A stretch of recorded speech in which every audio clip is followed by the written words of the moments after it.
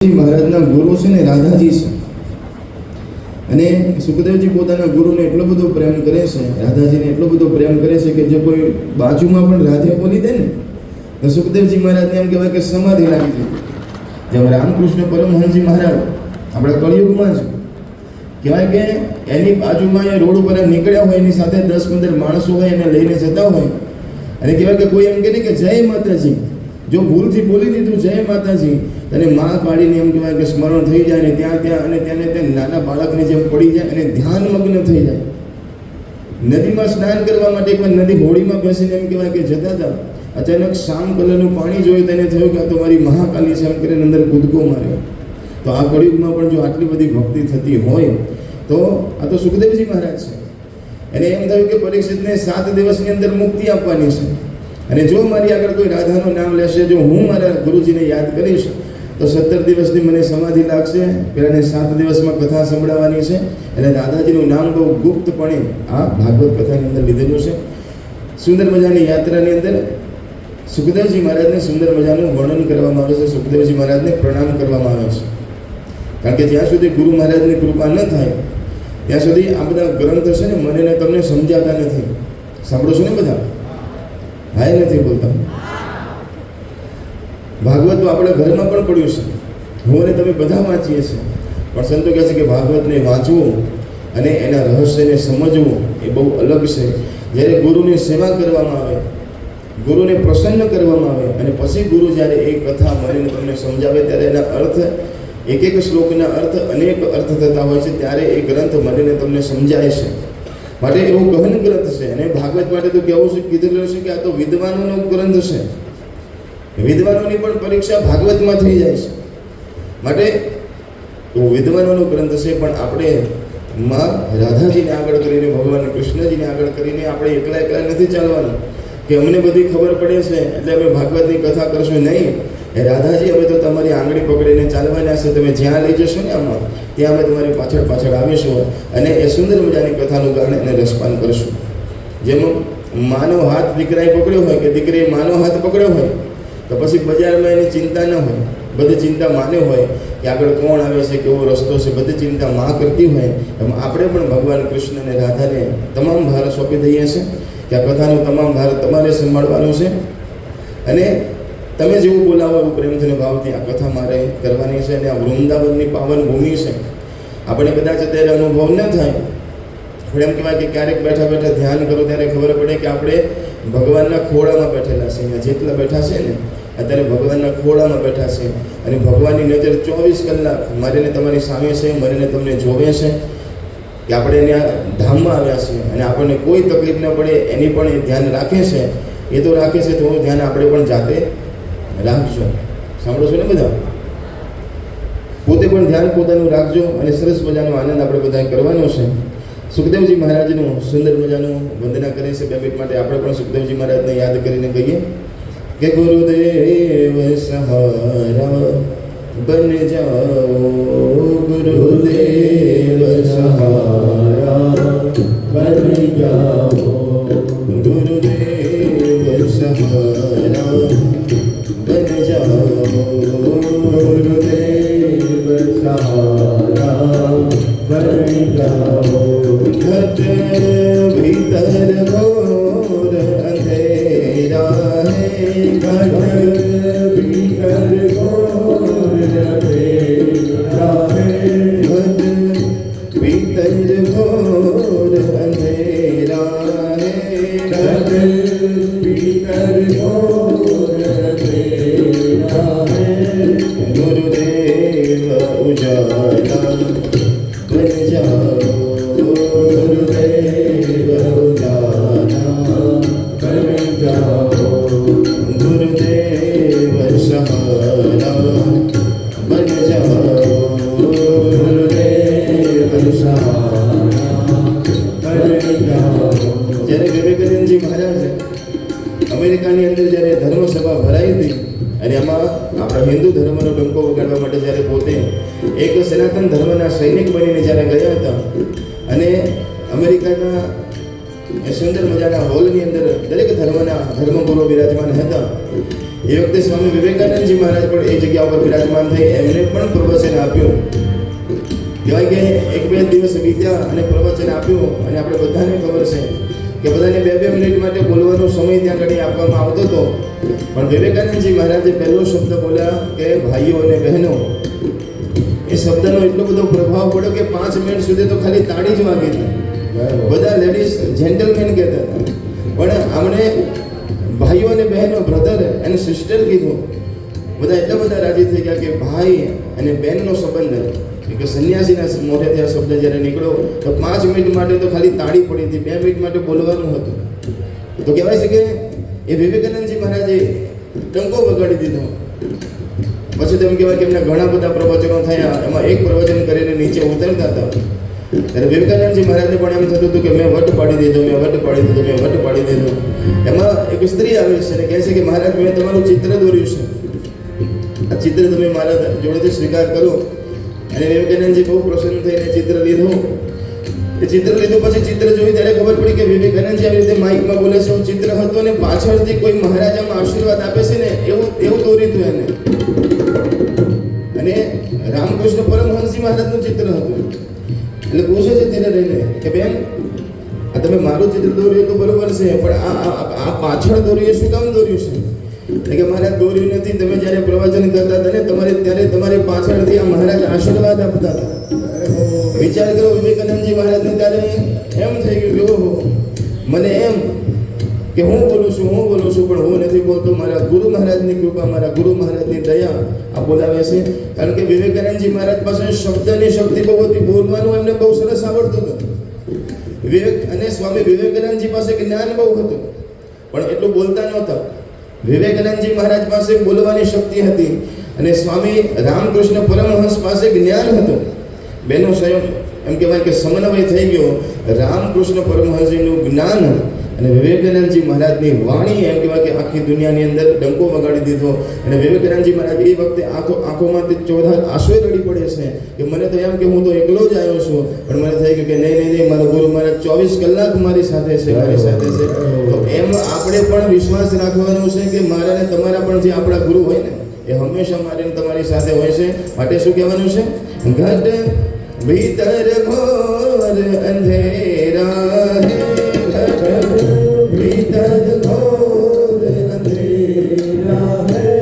તમે આટલા બધા લોકો બેઠા છો, જો ધીરે ધીરે બોલો ને તેવું સરસ મજાનું લાગે. એટલું આ ભજન સાંભળવાનું નથી, આ ભજન ગાવાનું ભજન છે.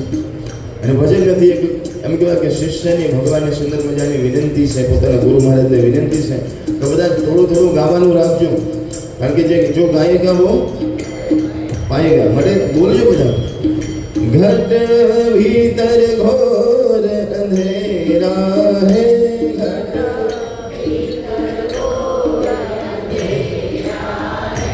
घट भीतर घोर अंधेरा है, घट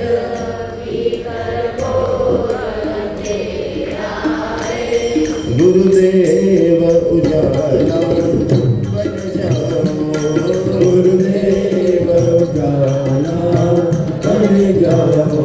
भव सागर नैया डूब रही, भव सागर नैया डूब रही, भव सागर नैया डूब रही, भव सागर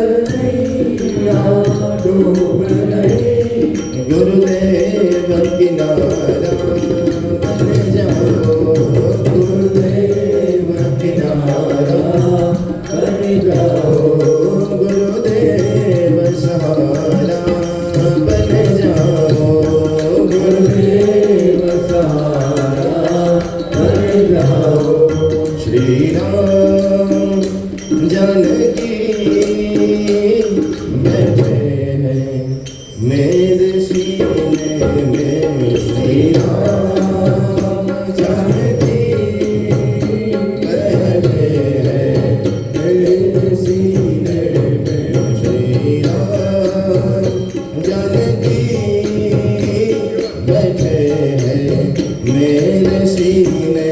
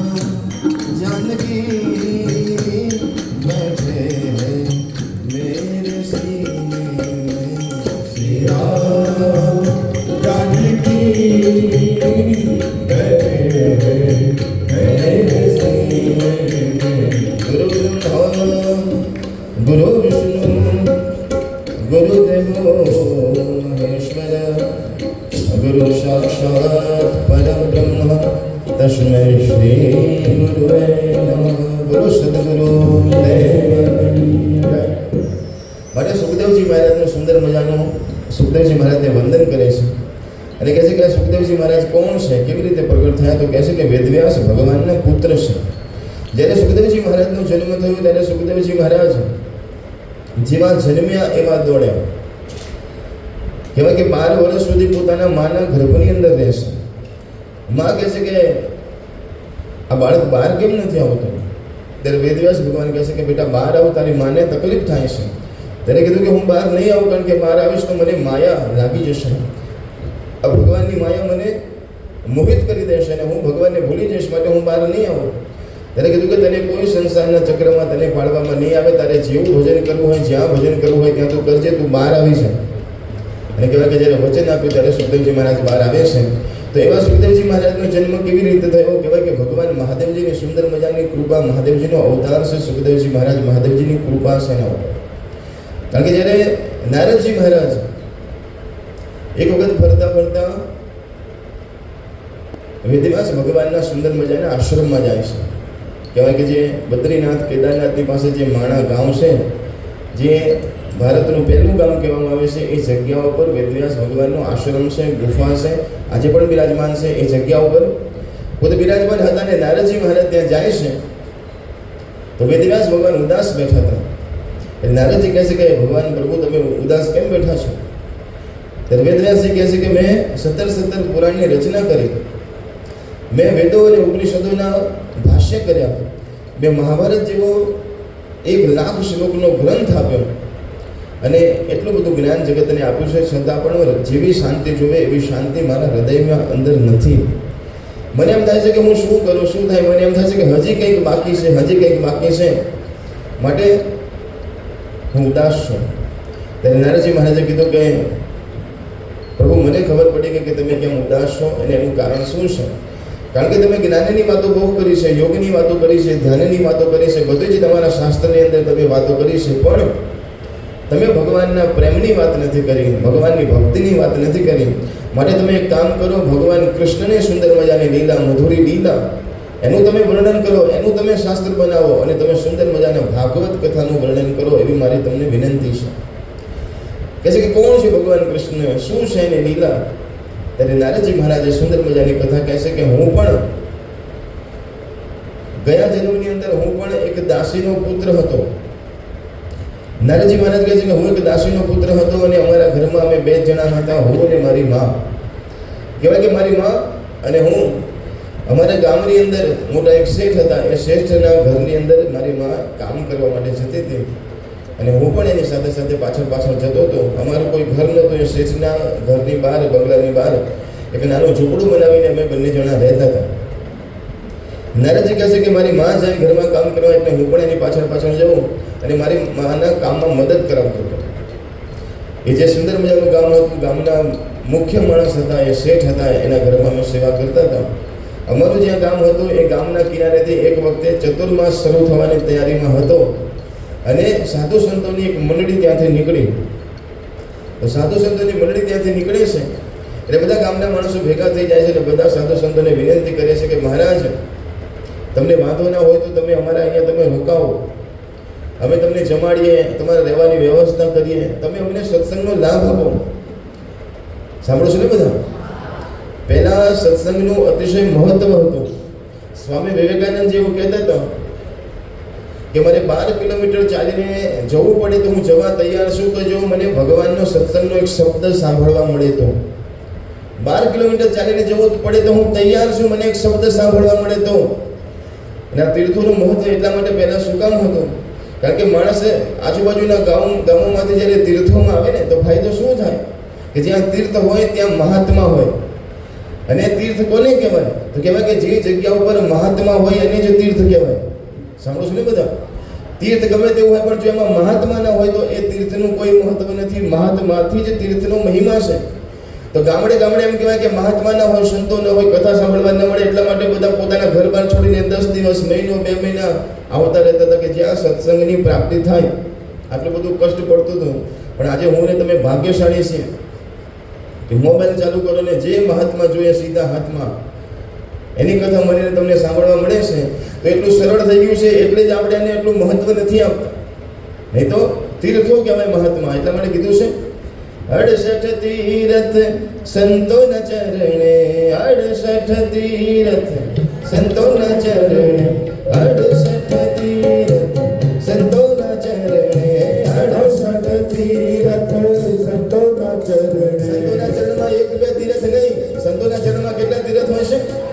68 તીર્થ ગુરુજીના ચરણે, 68 તીર્થ ગુરુજીના ચરણે, 68 તીર્થ સંતોના ચરણે, 68 તીર્થ સંતોના ચરણે. ગંગા યમુના રે વારે વાલા, ગંગા યમુના રે વારે વાલા, આનંદ મંગળ કરું આવરતી, હર ગુરુ સંતની સેવા રે વાલા, આનંદ મંગળ. આગળ શું કહે છે?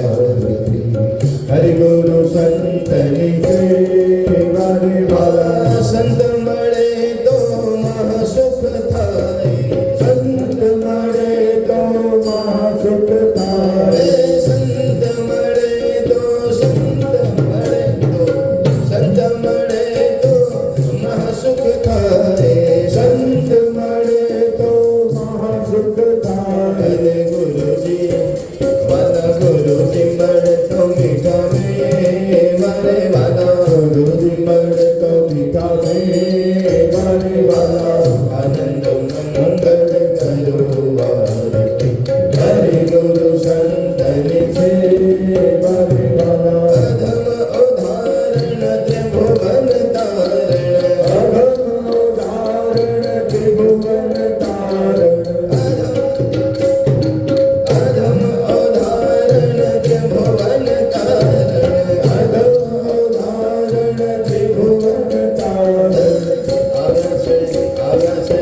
આવ્યા છે દર્શન દેવા રે વાલા, આવ્યા છે દર્શન દેવા રે વાલા, આનંદ મંગળ કરું આરતી, હરિ ગુરુ સંતની સેવા રે વાલા, આનંદ મંગળ કરું આરતી, હરિ ગુરુ સંતની સેવા રે વાલા. માટે ગામના બધા લોકો વિનંતી કરે છે કે હે મહારાજ, તમે આગળ ન જશો, તમે થોડા દિવસ અહીંયા રોકાવો, તમે ક્યાં જાઓ છો? ત્યારે બધા મહારાજોએ કીધું, જે આખો સંતોનો પડાવ હતો અને એમાં જે મુખ્ય ગુરુ મહારાજ હતા, અખાડો હતો, એના મહારાજે કીધું કે પ્રભુ હવે ધીરે ધીરે હવે ચતુર્માસ શરૂ થવાની તૈયારીમાં છે, હવે વરસાદ આવશે અને અમારા સાધુ સંતોનો નિયમ છે કે 4 મહિના અમે ક્યાંય ફરતા નથી, એકાંતમાં બેસીને સાધના કરીએ છીએ. માટે અમે એવું યોગ્ય જગ્યા જોઈએ છે કે કોઈ એવું સંતન મળે તો અમે ત્યાં જતા રહીશું, ફળ ફૂલ ખાશું અને 4 મહિના ભગવાનની સાધના કરશું. ત્યારે ગામના બધા માણસોએ કીધું કે પ્રભુ તમને વાંધો ના હોય તો અમારા ગામની આજુબાજુમાં જંગલ જેવું જ છે, તમને વાંધો ના હોય તો તમને રહેવા માટે અમે કુટીર બનાવી દઈએ, તમે બીજે ક્યાંય જવાની જરૂર નથી, તમે અમારી ગામની બાજુમાં રોકાઓ, અમે તમારી સેવા કરશું, તમે જે કહેશો એ બધું કરશું. એમાં અમને ફાયદો થશે કે એમાં અમને તમારી સેવાનો લાભ મળશે અને તમારા સત્સંગનો લાભ મળશે. માટે વિનંતી કરીએ છીએ કે તમે અહીંયા રોકાઓ. તો બધા ગુરુ બેઠા બેઠા અંદર બધા શિષ્યો ચર્ચા કરે છે કે આપણે ક્યાંય તો જવાનું જ છે, ક્યાંક તો વ્યવસ્થા કરવાની છે. જો આવો પ્રેમ મળતો હોય, આવો ભાવ મળતો હોય તો આગળ જવાની જરૂર નથી, આપણે અહીંયા જ બધા તંબુ બનાવો અને આપણે 4 મહિના આ જગ્યા ઉપર રોકાઈશું. નારાજી કહે છે કે 4 મહિના સંતો ત્યાં આગળ રોકાય છે અને એ સંતોની સેવા કરવા માટે અલગ અલગ ટુકડીઓ બને છે કે ભાઈ સંતોની સેવામાં અમુક માણસોએ રહેવાનું, અમુક એમના રસોડા બાજુ રહેવાનું, અમુક માણસો જે બહારથી બીજા ગામથી સત્સંગ સાંભળવા માટે આવે એ લોકોને બિરાજમાન કરવાના, એ લોકોને જમાડવાના, એવી વ્યવસ્થા, ભગવાનની પૂજાની વ્યવસ્થા, આ બધી વ્યવસ્થા અપાતી હતી. એમાં નારદજી કહે છે કે હું પણ ઊભો હતો, તે મને બોલાવીને પણ શેઠે કીધું કે બેટા તું પણ સેવા કરીશ ને? એટલે કીધું કે હા હું પણ સેવા કરીશ. તો તારે આજે મુખ્ય ગુરુ મહારાજ છે ને એની આજુબાજુમાં રહેવાનું ને એમને કોઈ તકલીફ ન પડે તારે જોવાનું હોય ને? તો કે હા. નારદજી સેવા કરવા માટે ત્યાં રોકાય છે. નારદજી મહારાજ કહે છે કે હું ત્યાં આગળ સેવા કરવા માટે રોકાયો, દિવસ ઉપર દિવસ વીતવા લાગ્યા. રોજ સવારે વેદાંતનું સત્સંગ થતો હતો ઉપનિષદોનો વેદોની કથા ત્યાં આગળ થતી હતી. નારદજી કહે છે કે હું જ્યારે વેદોની અને ઉપનિષદોની કથા સાંભળું ત્યારે મને એ કથામાં કશી ખબર પડતી નહોતી, કારણ કે બધી જ્ઞાનની વાતો થાય છે, તત્વની વાતો થાય છે, આત્મા પરમાત્માની વાતો થાય છે. મને એમાં ખબર પડતી નહોતી એ ગહન વાતોમાં. હું તો ગુરુજીનું મુખ જોઈને બેઠો રહેતો હતો. પણ જ્યારે સાંજ પડે ને એટલે બપોર પછી 4 વાગ્યા પછી ભાગવત કથાનો સત્સંગ થતો હતો. નારદજી કહે છે કે એમાં ભગવાન કૃષ્ણની મધુર બાળ લીલાઓના ચર્ચા થતી હતી. બાળ લીલા ત્યાં આગળ ગાવામાં આવતી હતી, ભગવાનની સુંદર મજાની કથા થતી. તો સવારની કથામાં મને ખબર નહોતી પડતી, પણ સાંજની કથા એમાં ભગવાન કૃષ્ણની કથા મને અતિશય મધુરી લાગતી હતી અને મને સાંભળવાનું બહુ ગમતું. દિવસ ઉપર દિવસ વીતવા લાગે છે. કહેવાય કે ભગવાનની સુંદર મજાની કથા એ પોતે કહે છે. એમાં મહારાજ એક દિવસ બહુ સરસ મજાની કથા કીધી કે ભગવાન કૃષ્ણ એક દિવસ ઝાડ ઉપર ચડી જાય છે અને આખો દિવસ ઝાડ ઉપર જ બેઠા રહે છે. અને જશોદામાં શોધતા આવે છે. આજ વૃંદાવનના કોઈ ઝાડ ઉપર ભગવાન ચડ્યા હશે અને મા જશોદા શોધવા માટે નીકળ્યા હશે. ક્યાં છે કૃષ્ણ, ક્યાં છે કૃષ્ણ? કહેવાય કે જશોદામાં શોધવા માટે નીકળ્યા હશે, બીજા કોઈએ શોધ્યા કે ન શોધ્યા, પણ આપણા ભક્તોએ શોધી કાઢ્યા છે. હે કાન કર ચડ્યા કદમને ઝાડ રે હેઠા ઉતરો. તમે સાથ નથી આપતા ભગવાન. કહેવાય કે ભગવાન ઝાડ ઉપર ચડ્યા છે અને કહેવાય કે જશોદામાં શોધવા માટે નીકળ્યા છે. આખો દિવસ શોધ ક્યાં છે? પછી 2 બાળકોએ કીધું કે પેલા ઝાડ ઉપર છે જો. તો મા જાય છે કીધું કે શું કરે છે કૃષ્ણ? નીચે ઉતર. કે હું નથી ઉતરવાનો. અરે કે ઉપર શું કરે છે? નીચે ઉતર બેટા, થાક લાગ્યો છે, ભૂખ લાગી છે બેટા, નીચે ઉતર. તો માને જ નહીં. નાના બાળ મિત્રો પણ આજુબાજુ આવી ગયા, કાના નીચે ઉતરતા નથી ભગવાન. પણ કીધું કે શું કામ ચડ્યો છે, શું કામ છે? તો કે તમારે મને ઉતારવો છે. એટલે કે હા. તો કે હું ઉતરું ખરો. તો કે ઉતર. પણ કે અમારું મનસુખો મને ઉતારે તો જ હું ઉતરું, નહીં તો નહીં ઉતરું. તો મનસુખાને કીધું તું ઉપર હોય એને કઈ રીતે ઉતારવાનું? કે તેડા એવડા તો હોતા નહીં બાળકો. તો કીધું તું ખાલી હાથ લાંબો કર એટલે ઉતરી જશે. તે નીચે ત્યાં હાથ લાંબો કર્યો, ઉપરથી ભગવાન નીચે નમે છે અને કીધું કે કૂદકો મારીને ઉતરી જશે. તો બધાને એમ કે હમણાં ભગવાન ઉતરી જશે. તો નીચે હાથ લાંબો કર્યો, નીચે પેલા મનસુખાનો હાથ પકડ્યો, ભગવાને નીચે ઉતરવાના બદલે એને ઉપર ખેંચી લીધો, એને ડાળ ઉપર બેસાડી દીધો. એટલે કે તારે ઉતરવાનું હતું, આને કેમ ઉપર ચડાવ્યો? હવે કે પેલો બીજો ઉતારે તો હું ઉતરું, ત્રીજો એમ કરીને બધા બાળ મિત્રોને ઉપર ચડાવી દઈશ. નારાજી કહે છે કે કથા સાંભળતા મને એટલું બધું ગમ્યું, સરસ લાગ્યું કે ભગવાન કેવા લાડ કરે છે પોતાના ભક્તો સાથે. પણ પછી મા જશોદા પૂછે છે કે આ બધાને ઉપર શું કામ ચડાવે છે? તારે નીચે ઉતરવાનું છે. ત્યારે ભગવાન કૃષ્ણ બહુ સરસ મજાનું બોલ્યા, માં હું તો ઉપરવાળો છું, નીચે આવવા માટે નથી આવ્યો, પણ મારા ભક્તો જે નીચે છે ને એને ઉપર લઈ જવા માટે આવ્યો છું. હું તો ઉપરવાળો છું માં, મારા ભક્તોને લેવા માટે આવ્યો છું, હું તો ઉપરવાળો છું. ભગવાન કૃષ્ણની આ કથા સાંભળી નારદજી મહારાજ કહે છે કે મારી આંખોમાંથી અશ્રુની ધારા થવા લાગે. મને એટલો બધો આનંદ થયો કે ભગવાન પોતાના નાના બાળકોને, પોતાના બાળ મિત્રોને કેટલો બધો પ્રેમ કરે છે. ભગવાન જો પોતે અવતાર લઈને મારાને તમારા માટે આવતા હોય તો એ કનૈયાનું ભજન મારાને તમારે પણ રોજ કરવું જોઈએ. એટલા બધા પ્રસન્ન થઈ ગયા. કહેવાય કે 3 મહિના વીત્યા હશે અને એક દિવસ નારદજી બેઠા ગુરુ મહારાજના જે શિષ્ય પરિવાર બધા જમ્યા હોય એના વાસણ બેઠા એમ કહેવાય કે સાફ કરતા હતા. અચાનક ગુરુ મહારાજ એમ કહેવાય કે જમતા હતા, એની નજર બાળક ઉપર પડી છે. એટલે કીધું કે બેટા અહીંયા આવ. શું કરે છે? એટલે કે વાસણ સાફ કરું છું. ત્યાં તું જમ્યો કે નહીં? એટલે કે ના હું નથી જમ્યો, હું હમણાં બધું કામ પતી જાય ને પછી હું જમીશ. તો જોયું તો ગુરુ મહારાજે જોયું તો 2 વાગ્યાનો સમય થયો હતો. કીધું કે તે સવારે નાસ્તો કર્યો હતો? એટલે કે ના હું નાસ્તો નથી કરતો, બપોરે એક સમય જમું છું. તો સવારનું કશું ખાધું નથી, 2 વાગ્યાનો ઉપરનો સમય થયો. બેટા તો શું કરવા? એટલે કે મને તમારી કથા સાંભળીને તમારી સેવા કરવાનો અતિશય આનંદ આવે છે અને ગુરુ મહારાજ તમારી કથા મને બહુ ગમે છે. ગુરુ મહારાજનું હૃદય છે ને ભરાઈ ગયું. મેં તમને કીધું ને કે ગુરુની સેવા કરવાથી ગુરુની કૃપા થાય છે. ખાલી ગાવાથી નહીં, ગુરુની સેવા કરવી પડે છે. ગુરુને ગમતું આચરણ કરવું પડે છે. ગુરુની સેવા કરવી એટલે ગુરુના પગ દબાવવા એવું નહીં. ગુરુની સેવા કરવી એટલે ગુરુના હાથ દબાવવા, માથું દબાવવું એવું નહીં. શાસ્ત્રમાં લખ્યું છે કે ગુરુની સેવા એટલે ગુરુના શબ્દો પ્રમાણે ચાલવો એ ગુરુની સેવા છે. અમુક હશે એવા ગુરુ કે જે પગ દબાવવાથી રાજી થતા હશે, પણ જે સાચા સદગુરુ હોય છે એ પગ દબાવવાથી રાજી નથી થતા, પણ એના શબ્દો પ્રમાણે તમે જીવન જીવો ને એનાથી એ સદગુરુ રાજી થાય છે. બહુ રાજી થઈ ગયા કે બેટા સેવાની વાતો અમે કરીએ છીએ, પણ તે આટલી બધી મારી સેવા કરી. એમ કહેવાય કે પોતાના હાથે પ્રસાદ લઈ અને નારદજીના મુખમાં એ પ્રસાદ મૂકે છે અને જેવો નારદજી એમ કહેવાય કે પ્રસાદ લીધો, નારદજી કહે છે કે એ દિવસથી મારા જીવનના અજ્ઞાનના અંધારા બધા દૂર થઈ ગયા અને મારા જીવનમાં અજવાળું થઈ ગયું. મને અત્યાર સુધી ખબર પડતી નહોતી, કથામાં બેસતો તો ખરો, પણ મને એટલી બધી ખબર પડતી નહોતી. પણ જ્યાં ગુરુ મહારાજની પ્રસાદી ખાધી, ગુરુ મહારાજનો હસ્તકમળ મારા મસ્તક ઉપર પડ્યો ને, ત્યારથી હવે મને કથામાં બધી ખબર પડવા લાગી છે. હવે તો વેદો ઉપનિષદોની કથામાં પણ મને ખબર પડે છે, અને ભાગવત કથામાં તો મારી સામે જ કથા ચાલતી હોય ને મને એવા દ્રશ્ય દેખાય છે. મારા ઉપર ગુરુની કૃપા થઈ ગઈ, અને આ દુનિયામાં સૌથી મોટામાં મોટી જો કોઈ કૃપા હોય ને તો ગુરુની કૃપા છે. એટલા માટે હનુમાનજી મહારાજને તુલસીદાસજી મહારાજે વિનંતી કરી કે હે હનુમાનજી મહારાજ, તમે મારા ઉપર કૃપા કરજો. તો કે કોના જેવી કૃપા કરું? હનુમાનજી મહારાજે કીધું તુલસીદાસજી મહારાજને કે કોના જેવી કૃપા કરું? માં જેવી કૃપા કરું? તો કીધું કે નહીં, માં જેવી નહીં. તો કે બાપ જેવી કૃપા કરું? તો કીધું કે નહીં. મિત્ર જેવી કૃપા કરું? તો કે નહીં. તો કે કોના જેવી કૃપા કરું? તો શું કીધું ગોસ્વામી તુલસીદાસજી મહારાજે? જય જય જય હનુમાન ગોસાઈ, જય જય જય હનુમાન ગોસાઈ, જય જય જય હનુમાન ગોસાઈ, જય જય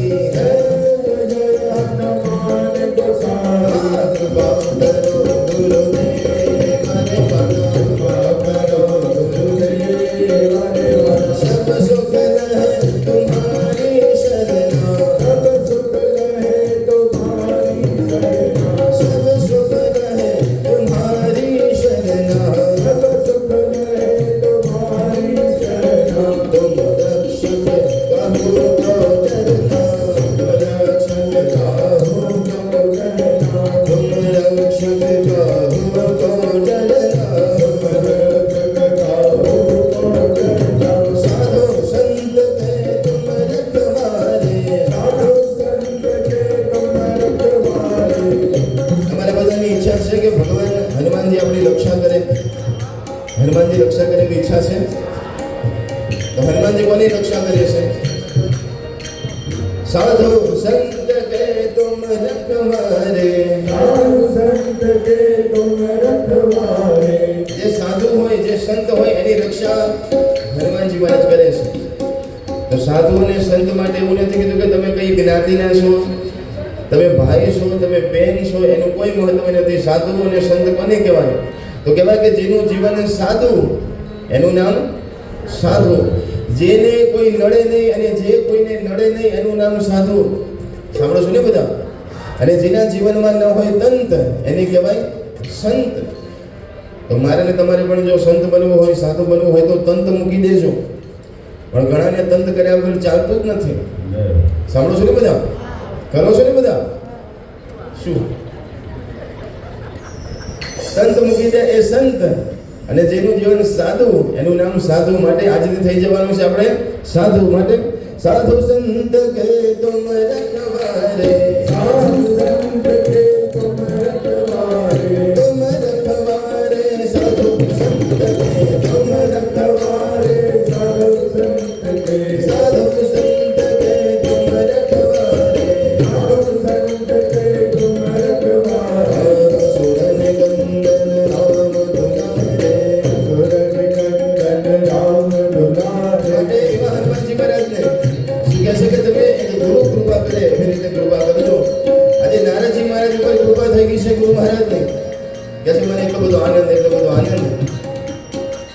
નારદજી કહે છે કે મહારાજ, ખાલી જીવનમાં ગુરુ હોય એટલું મહત્વ નથી, ગુરુનો મંત્ર પણ હોવો જોઈએ.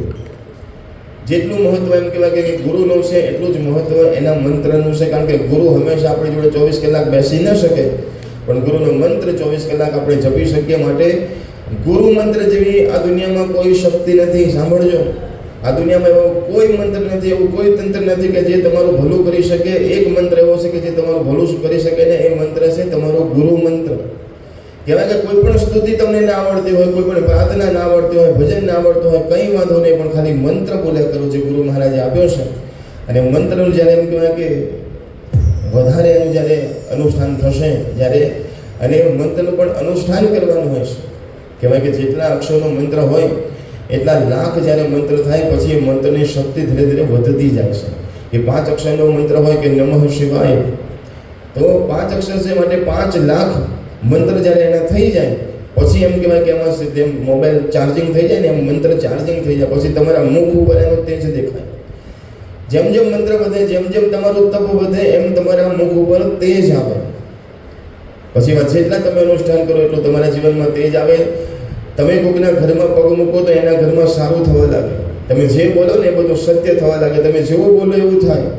તમે જ્યાં જાઓ ત્યાં બધાનું સારું થાય.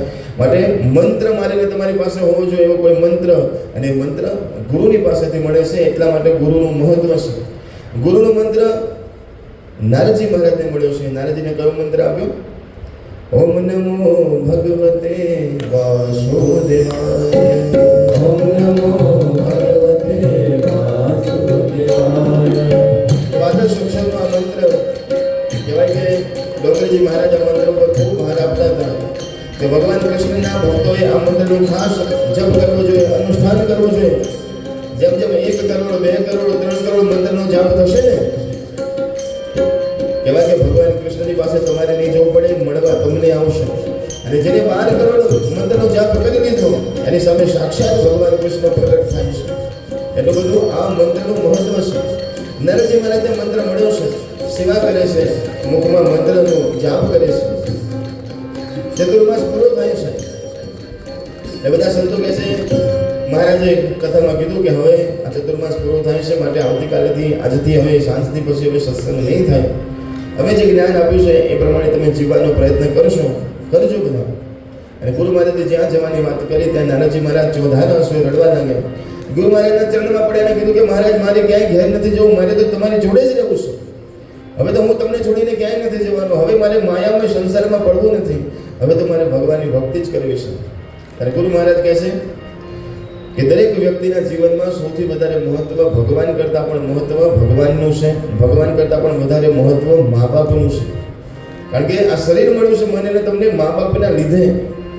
માટે મા બાપને દુઃખી કરીને તમે ભક્તિ કરો તો પણ ભગવાન રાજી થતા નથી. માટે મા બાપને રાજી કરવા બહુ જરૂરી છે. માટે બેટા તારા માને પૂછીને આવો. પહેલાં એ રજા આપે તો હું તને લઈ જાઉં. તો માને પૂછવા માટે જાય છે કે માં મહારાજ જાય છે ને મારે એમની સાથે જવું છે, મારે સાધુ બની જવું છે. માં કહે છે કે નાના બેટા તારે ક્યાંય જવાનું નથી, તારા તો લગ્ન કરવાના છે, બહુ સરસ મજાનું આપણે ઘર બનાવશું ને આપણે બધા રહીશું, તારે ક્યાંય જવાનું નથી. નારાજી રડતા રડતા આવે છે ને કહે છે કે મારી માં ના પાડે છે. ત્યારે ગુરુ મહારાજે કીધું કે તો ચિંતા ન કર, તારી માં છે તો એની સેવા કરવી એ તારી પહેલામાં પહેલી મોટામાં મોટી ફરજ છે. બેટા સારું ભણજે અને મા બાપની સેવા કરજે અને જોડે જોડે ભક્તિ કરજે. તો કીધું કે ભલે એ શબ્દને યાદ રાખે છે. ગુરુ મહારાજ જાય છે પણ જે જગ્યા ઉપર એમ કહેવાય કે જે બાજુથી જાય છે, નારાજી મહારાજનું મુખ એ બાજુ છે, મન એ બાજુ છે, આત્મા એ બાજુ છે કે ગુરુ મહારાજ ક્યાં જાઓ છો. પણ નારાજી મહારાજે જે મંત્ર લીધો છે એ ખાલી લેવા ખાતર લીધું નથી. કારણ કે ઘણા લોકોને આવું સાંભળે ને કે મંત્રનું બહુ મહત્વ છે, તો મંત્ર લઈ આવે તો ખરા પણ જપવાનું નહીં.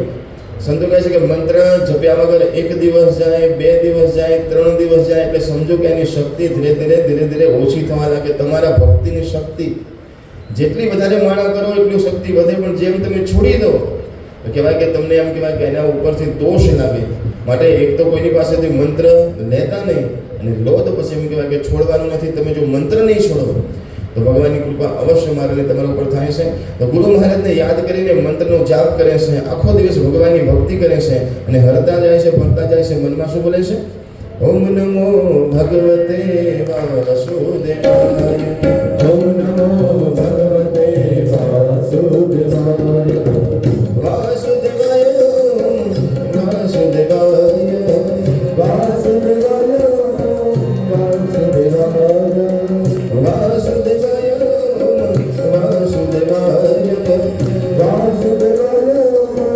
વાસુદેવાય.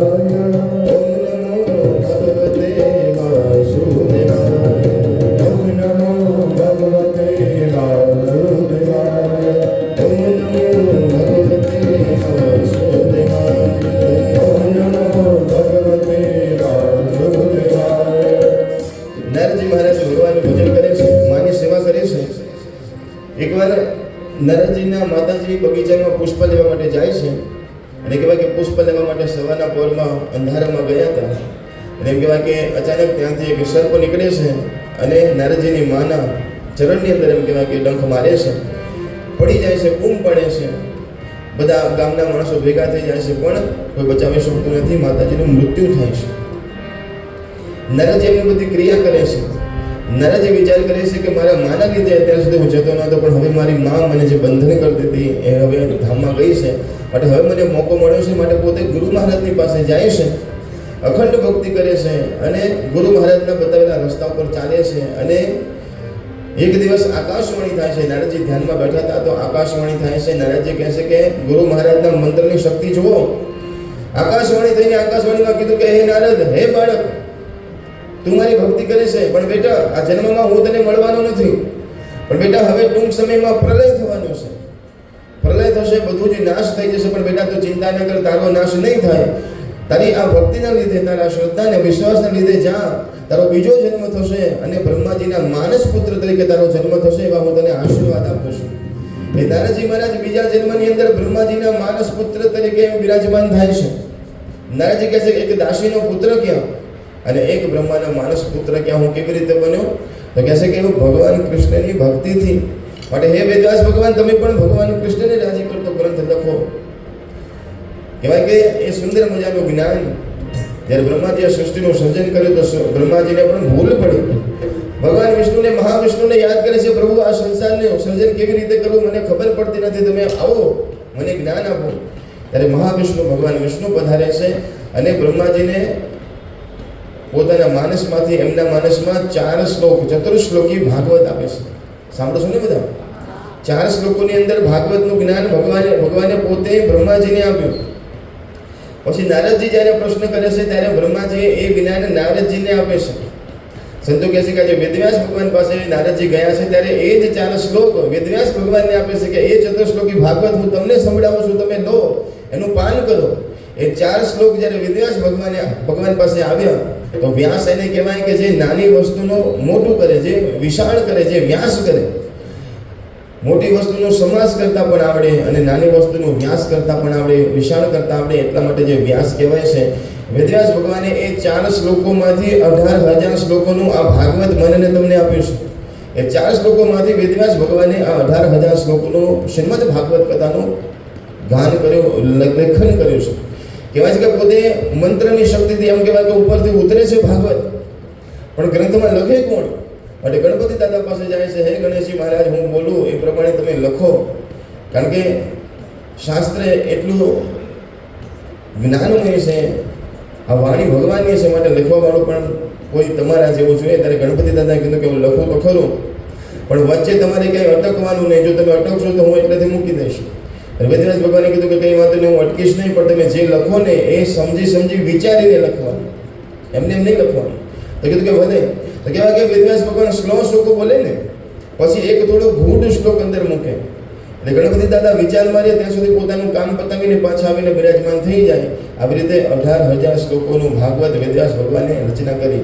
હવે રચના કર્યા પછી વિચાર કરે છે કે હવે આ ભાગવતને જગતના સુધી કોણ લઈ જશે? માટે મહાદેવજીની સાધના કરે છે. મહાદેવજીને કહે છે કે હે પ્રભુ, મારી ઉપર કૃપા કરો અને તમે મારા પુત્ર બનીને આવો અને આ ભાગવતને જગત સુધી પહોંચાડો, તમે કૃપા કરો. શંકર ભગવાને આશીર્વાદ આપ્યા કે ટૂંક સમયમાં તમારા ઘરે દીકરાનો જન્મ થશે, મારા આશીર્વાદ છે.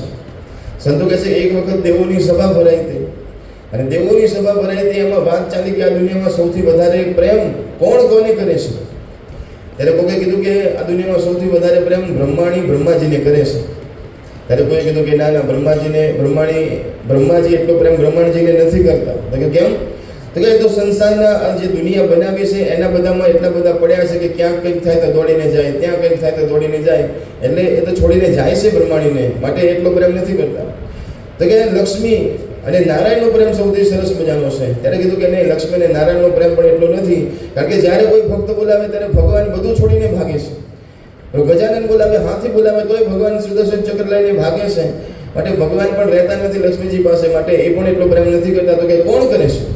તો કે આ દુનિયામાં સૌથી વધારે પ્રેમ જો કોઈને કરતો હોય તો એ ભગવાન શિવ અને પાર્વતીનો પ્રેમ છે. આ બંને જણા એટલો બધો એકબીજાને પ્રેમ કરે છે કે એના જેવો કોઈ પ્રેમ નહીં. એટલા માટે તો લગ્નમાં આશીર્વાદ આપે છે કે શિવ અને પાર્વતી જેવી તમારી જોડી થાય. તો નારદજીએ કીધું કે મને વિશ્વાસ નથી આવતો કે શિવ અને પાર્વતીનો આટલો બધો પ્રેમ છે.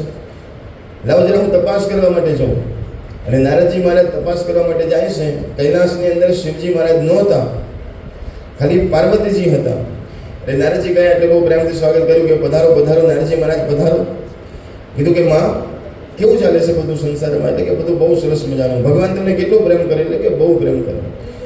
કીધું કે પ્રેમ કરે તો બરોબર છે, પણ ભગવાનના ગળાની અંદર બધા મૂંડ માણસ છે, તમને ખબર છે? એ કે હા મૂંડ માણસ છે તો ખબર છે. તો એ મૂંડ માણસ શેની છે તમને ખબર છે? એટલે કે ના, ભગવાનના ગળામાં મૂંડ માણસ છે પણ તમને ખબર નથી. બીજી વાત કહું કે ભગવાન પાસે એક અમર કથા છે, તમને ખબર છે? એટલે કે અમર કથા એટલે કે એ કથા જે સાંભળે ને એનું મૃત્યુ ન થાય. તમને ભગવાને અમર કથા સંભળાવી? ત્યારે પાર્વતીજી કહે છે કે મને કથા સંભળાવી નથી. તમે કીધું કે તમને પ્રેમ નથી કરતા એટલા માટે નથી સંભળાવી, નહીં તો તમને ના સંભળાવે. તમને જો કથા સંભળાવે તો તમારું મૃત્યુ ન થાય. અને જે ગળામાં મૂળ માળા છે ને એ તમારા ગયા જન્મની જ બધી માળાઓ છે. તમે જે જન્મ લીધા ને એની જ માળા છે. જો એ વખતે કથા સંભળાવી હોત તો તમારા મૃત્યુ જ ના થયા હોત. માટે તમને ભગવાન પ્રેમ નથી કરતા. કીધું કે કંઈ વાંધો નહીં, ઉભા રહો, તમે આવવા દો ભગવાનને. નારદજી કહે છે કે હું જઉં છું. નાના કે તમે બેસો કે મારું કામ થઈ ગયું છે, હવે હું જઉં છું. નારદજી ત્યાંથી જાય છે. શંકર ભગવાન આવે છે. આમ શંકર ભગવાન જ્યારે પધારે એટલે પાર્વતીજી દોડતા દોડતા હાથમાં જળનો લોટો લઈને આવે ને ભગવાનને પાન કરાવે. પણ આજે જેવા શંકર ભગવાન આવે એટલે પાર્વતીજી અંદર જતા રહ્યા. શિવજીને થયું કે શું થયું? આજે બધી મુખની રેખા બધી ફરેલી લાગે છે, કંઈક થયું લાગે છે, કોઈક આવ્યું લાગે છે, કોઈકે કંઈક કર્યું લાગે છે. એટલે કીધું કે દેવી શું થયું? કે બોલવાની જરૂર જ નથી. એટલે કે પાણી લાવો તો કે પી લો. એટલે કે તમે તમારું કામ કરો મારે. એટલે કે શું થયું પણ તમે દેવી આવો તો ખરા? એટલે કે તમે મને પ્રેમ નથી કરતા. એટલે કીધું કે કોને કીધું કે નથી કરતો? તારા જેટલા જન્મ થાય છે, બીજો જન્મ થાય તો હું તારી સાથે લગ્ન કરું છું. પણ કે બીજો જન્મ શું કામ થવા દો છો? તમારી પાસે અમર કથા છે, ખબર છે? તો મહાદેવજી કહે કે હા. તો કે અમર કથાનો મતલબ શું?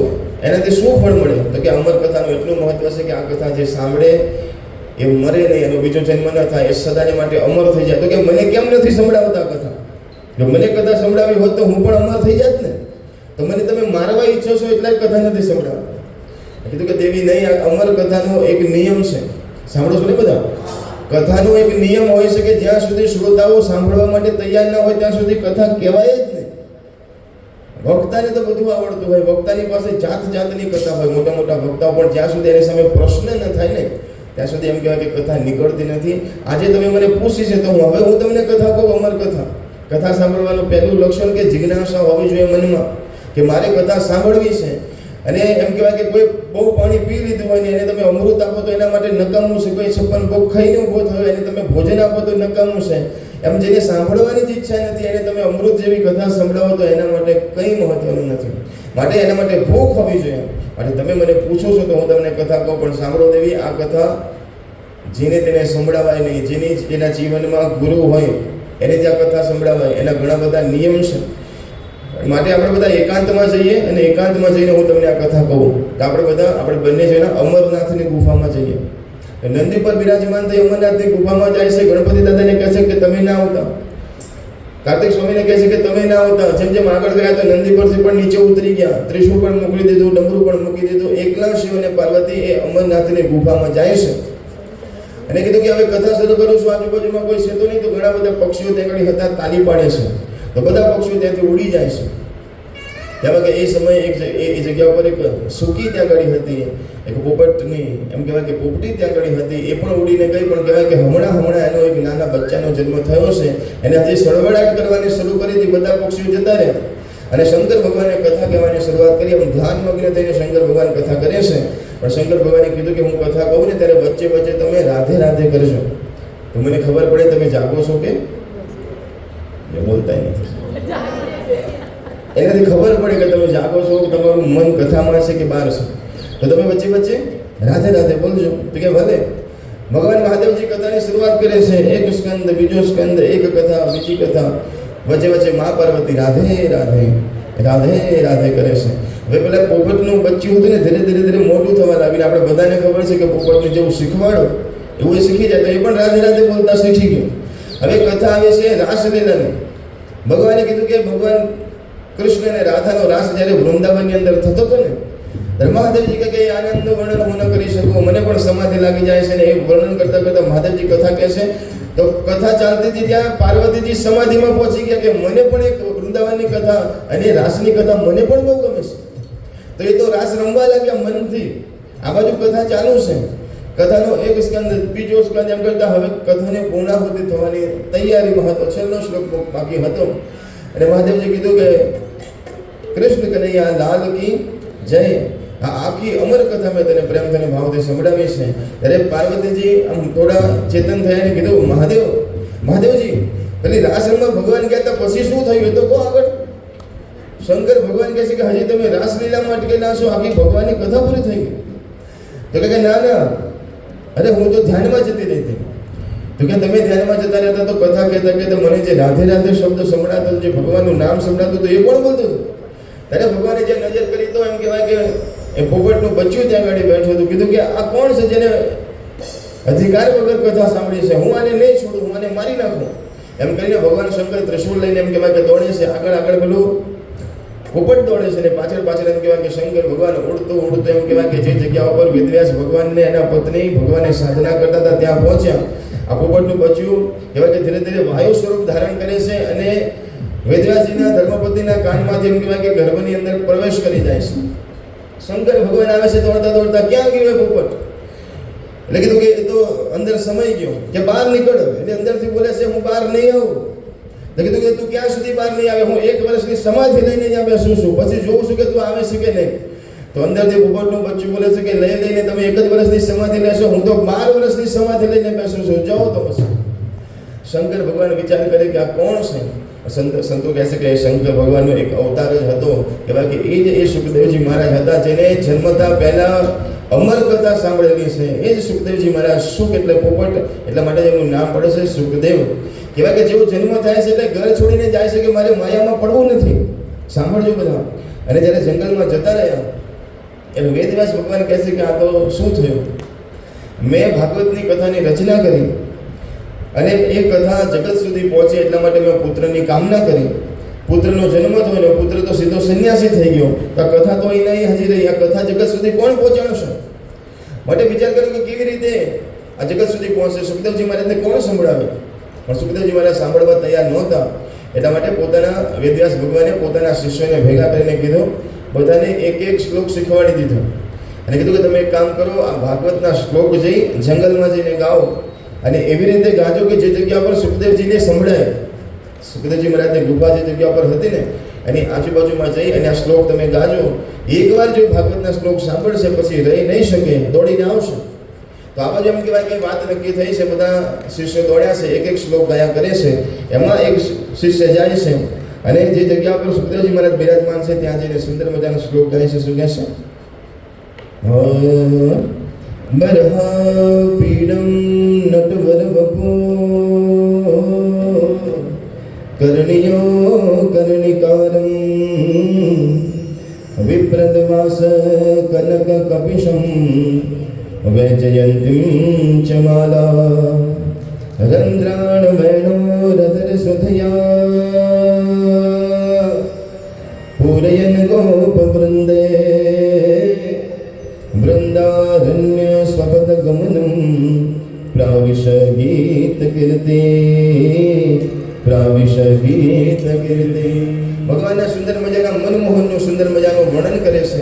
સુખદેવજી મહારાજ નિરાકાર સ્વરૂપનું ધ્યાન કરતા હતા. એમાં સાકાર ભગવાન કૃષ્ણની મૂર્તિનું સુંદર મજાનું વર્ણન છે કે જ્યારે ભગવાન કૃષ્ણ પોતાની નાની નાની ગાયો લઈને જ્યારે ચરવા માટે નીકળતા હતા, ગાયોની સેવા કરવા માટે જ્યારે નીકળતા હતા ત્યારે ખુલ્લા પગે ભગવાન કૃષ્ણ ચાલતા હતા. વાંકડિયા વાળ છે ભગવાનના હાથમાં એમ કહેવાય કે મુરલી છે. ભગવાને પોતાના કાન ઉપર કરેલા પુષ્પ લગાવેલા છે. સુંદર મજાના ભગવાને કંકણ પહેર્યા છે. સુંદર મજાના ભગવાન લાગે છે. મદ ભગવાન હસે છે. વાંકડિયા ભગવાનના વાળ છે. આ સુંદર મજાનું વર્ણન જ્યારે સુખદેવજી મહારાજ સાંભળે છે ત્યારે વિચાર કરે છે કે આવો સુંદર કોણ છે? આ શ્લોક શેનો ગવાય છે? આ કોનું વર્ણન થાય છે? અરે ઉભારો આ શ્લોક ક્યાંથી લાવ્યા? આ શેનો શ્લોક છે?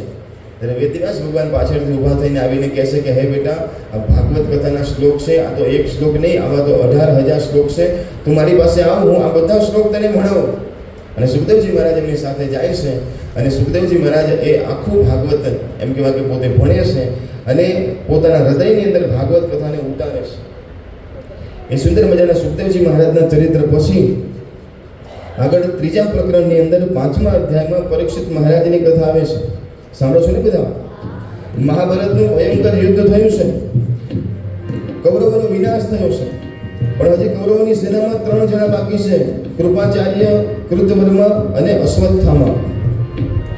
કહેવાય કે આ 3 જણા બાકી છે. દુર્યોધન મરણ પથારીએ પડ્યો છે, હવે મરવાની તૈયારીમાં છે. એમાં અશ્વત્થામા આવીને કહે છે કે હે દુર્યોધન, આજે આપણી સેના હારી, આપણે બધા મર્યાની પાછળનું કારણ એક જ છે કે તે સેનાપતિ તરીકે મને ન બનાવ્યો અને કર્ણને સેનાપતિ બનાવ્યો ને એટલે આપણી આ હાલત છે. જો મને સેનાપતિ બનાવ્યો હોત તો દ્રશ્ય કંઈક અલગ હોત.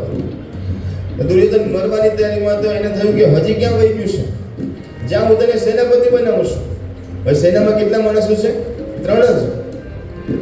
હું તને સેનાપતિ બનાવું છું, તું કરી બતાવ તો શું કરે? અશ્વત્થામા ત્યાંથી એમ કહેવાય કે ગુસ્સો ભરીને એમ કહેવાય કે નીકળ્યો છે. એક વૃક્ષ નીચે બેઠો તો બેઠો વિચાર કરે કે હું શું કરું કે જેનાથી પાંડવોનું અહિત થાય.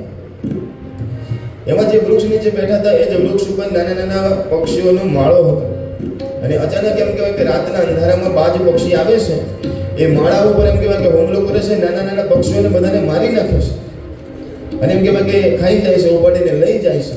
આ દ્રશ્ય જ્યારે અશ્વત્થામાએ જોયું ત્યારે એના મનમાં પણ વિચાર આવ્યો કે હું પણ આવું કરું. સાંભળો છો ને બધા? એટલા માટે કહેવામાં આવે છે કે આંખનું બહુ મહત્વ છે. જેવું માણસ જોવે ને એવું માણસ કરે, જેવું માણસ સાંભળે ને એવો માણસ બને. માણસ કેવો છે તો કહેશે કે એની આજુબાજુમાં કેવા માણસો છે, માણસ એવો બની જાય છે. જ્યારે તમે સારા માણસોના સંગમાં રહો તો તમે આપોઆપ તમારું જીવન શુદ્ધ અને પવિત્ર બની જાય છે. અને આજુબાજુમાં વાતાવરણ જો ખરાબ હોય ને તો તમારે ન કરવા હોય એવા વ્યસનો પણ તમારા જીવનમાં આવી જાય છે. ન બોલતા હોય એવી ભાષા તમે બોલવા લાગો, કારણ કે ચારે બાજુ એવું જ બોલાય છે.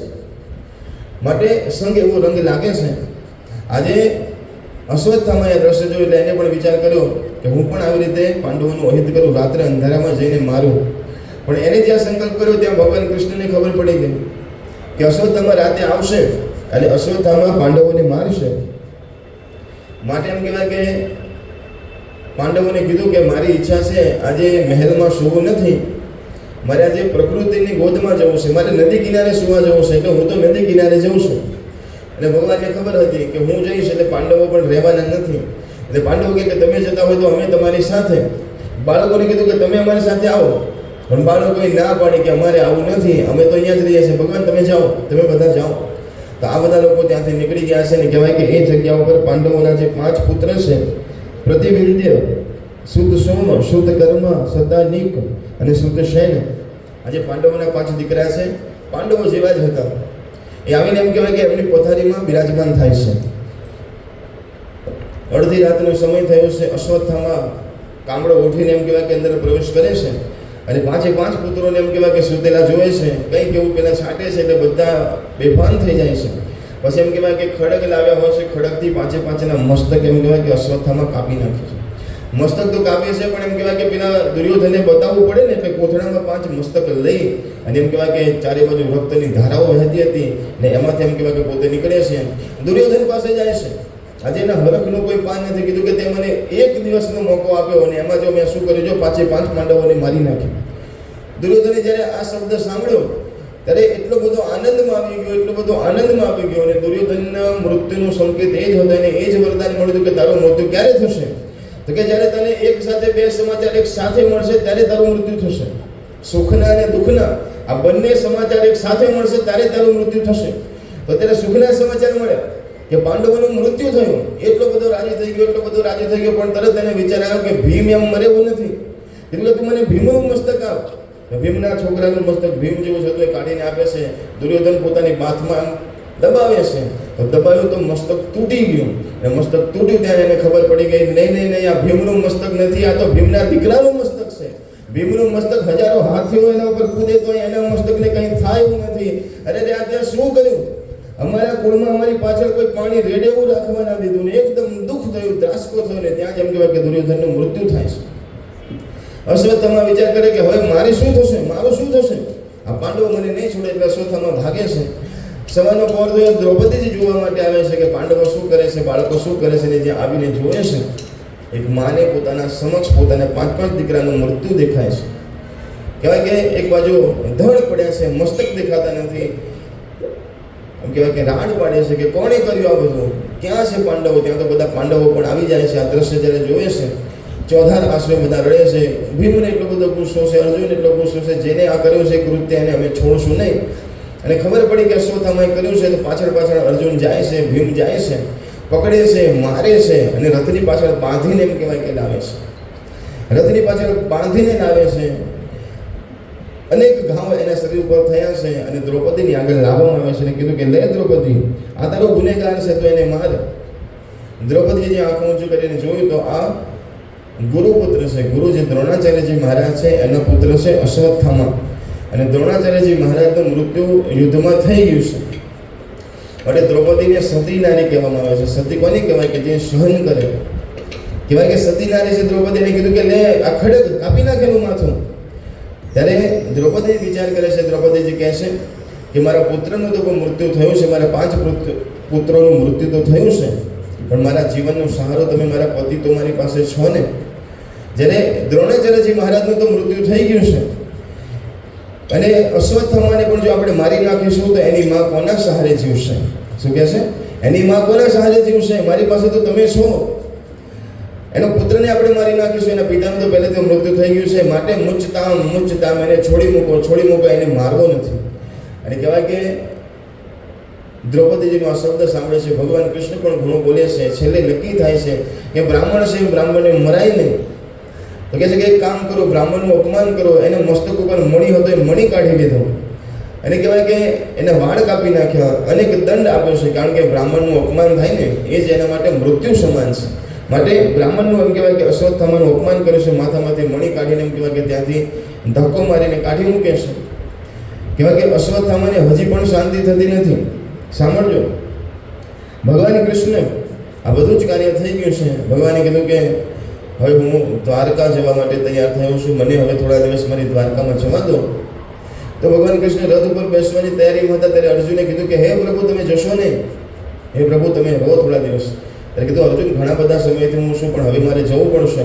ત્યાં યુધિષ્ઠિર મહારાજ આવે છે. પ્રભુ થોડો દિવસ હજી પણ રહી લઉં. ભગવાન કહે છે કે નહીં, રથ ઉપર પગ મૂકી દીધો છે. ત્યાં કુંતા માતા આવે છે દોડતા. એટલે કીધું કે હે પ્રભુ તમે જશો નહીં, તમે અહીંયા રહો. એટલે કીધું કે કુંતામાં હવે તમારે શું જોઈએ છે?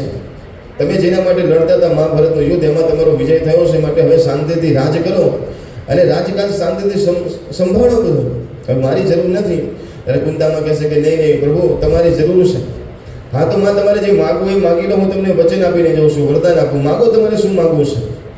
ત્યારે કુંતામાએ એવી સ્તુતિ કરી છે, એવી માગણી કરી છે કે જેવી માગણી આજ સુધી આ દુનિયામાં કોઈએ કરી નથી. સાંભળો છો ને બધા? આપણે બધા ભગવાન પાસે જઈએ ત્યારે શું માગીએ છીએ?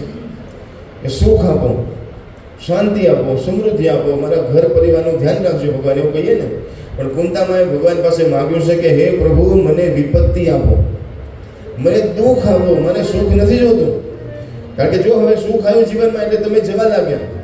મારા જીવનનો અનુભવ છે પ્રભુ કે જ્યારે મારા જીવનમાં દુઃખ આવે છે ત્યારે હંમેશા તમે મારી બાજુમાં હોવ છો, અને જ્યારે સુખ આવે છે ત્યારે તમે મારાથી દૂર જાઓ છો. માટે તમે દૂર ના જાઓ એટલા માટે સદાને માટે તમે મારી જોડે રહો. સાંભળો છો ને? અને આપણા બધાના જીવનનો અનુભવ છે કે દુઃખમાં જ આપણે બધાને ભગવાનનું ભજન કરીએ છીએ. કારણ કે સુખમાં તો કોણ સાંભળે? સુખમાં સાંભળે સોની, અને દુઃખમાં સાંભળેલા. સુખમાં તો કોઈને ભગવાનની યાદ નથી આવતી, દુઃખમાં યાદ આવે છે. એટલા માટે કોઈ બહુ સરસ શબ્દનું કીધું છે કે મને મુશ્કેલી જ્યારે પડે ત્યારે તને યાદ કરો, મને મુશ્કેલી જ્યારે પડે ત્યારે તને યાદ કરો, મને મુશ્કેલી જ્યારે પડે ત્યારે તને યાદ કરો. બોલો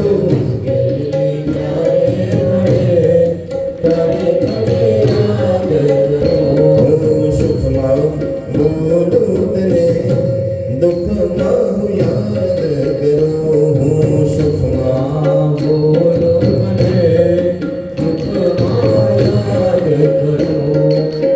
મૂડી હોય જ્યારે બે પૈસાની, મૂડી હોય ત્યારે બે પૈસાની, મૂડી હોય જ્યારે બે પૈસાની, મૂડી હોય ત્યારે બે પૈસાની, બની જાઉં ત્યારે હું તો બહુ અભિમાની.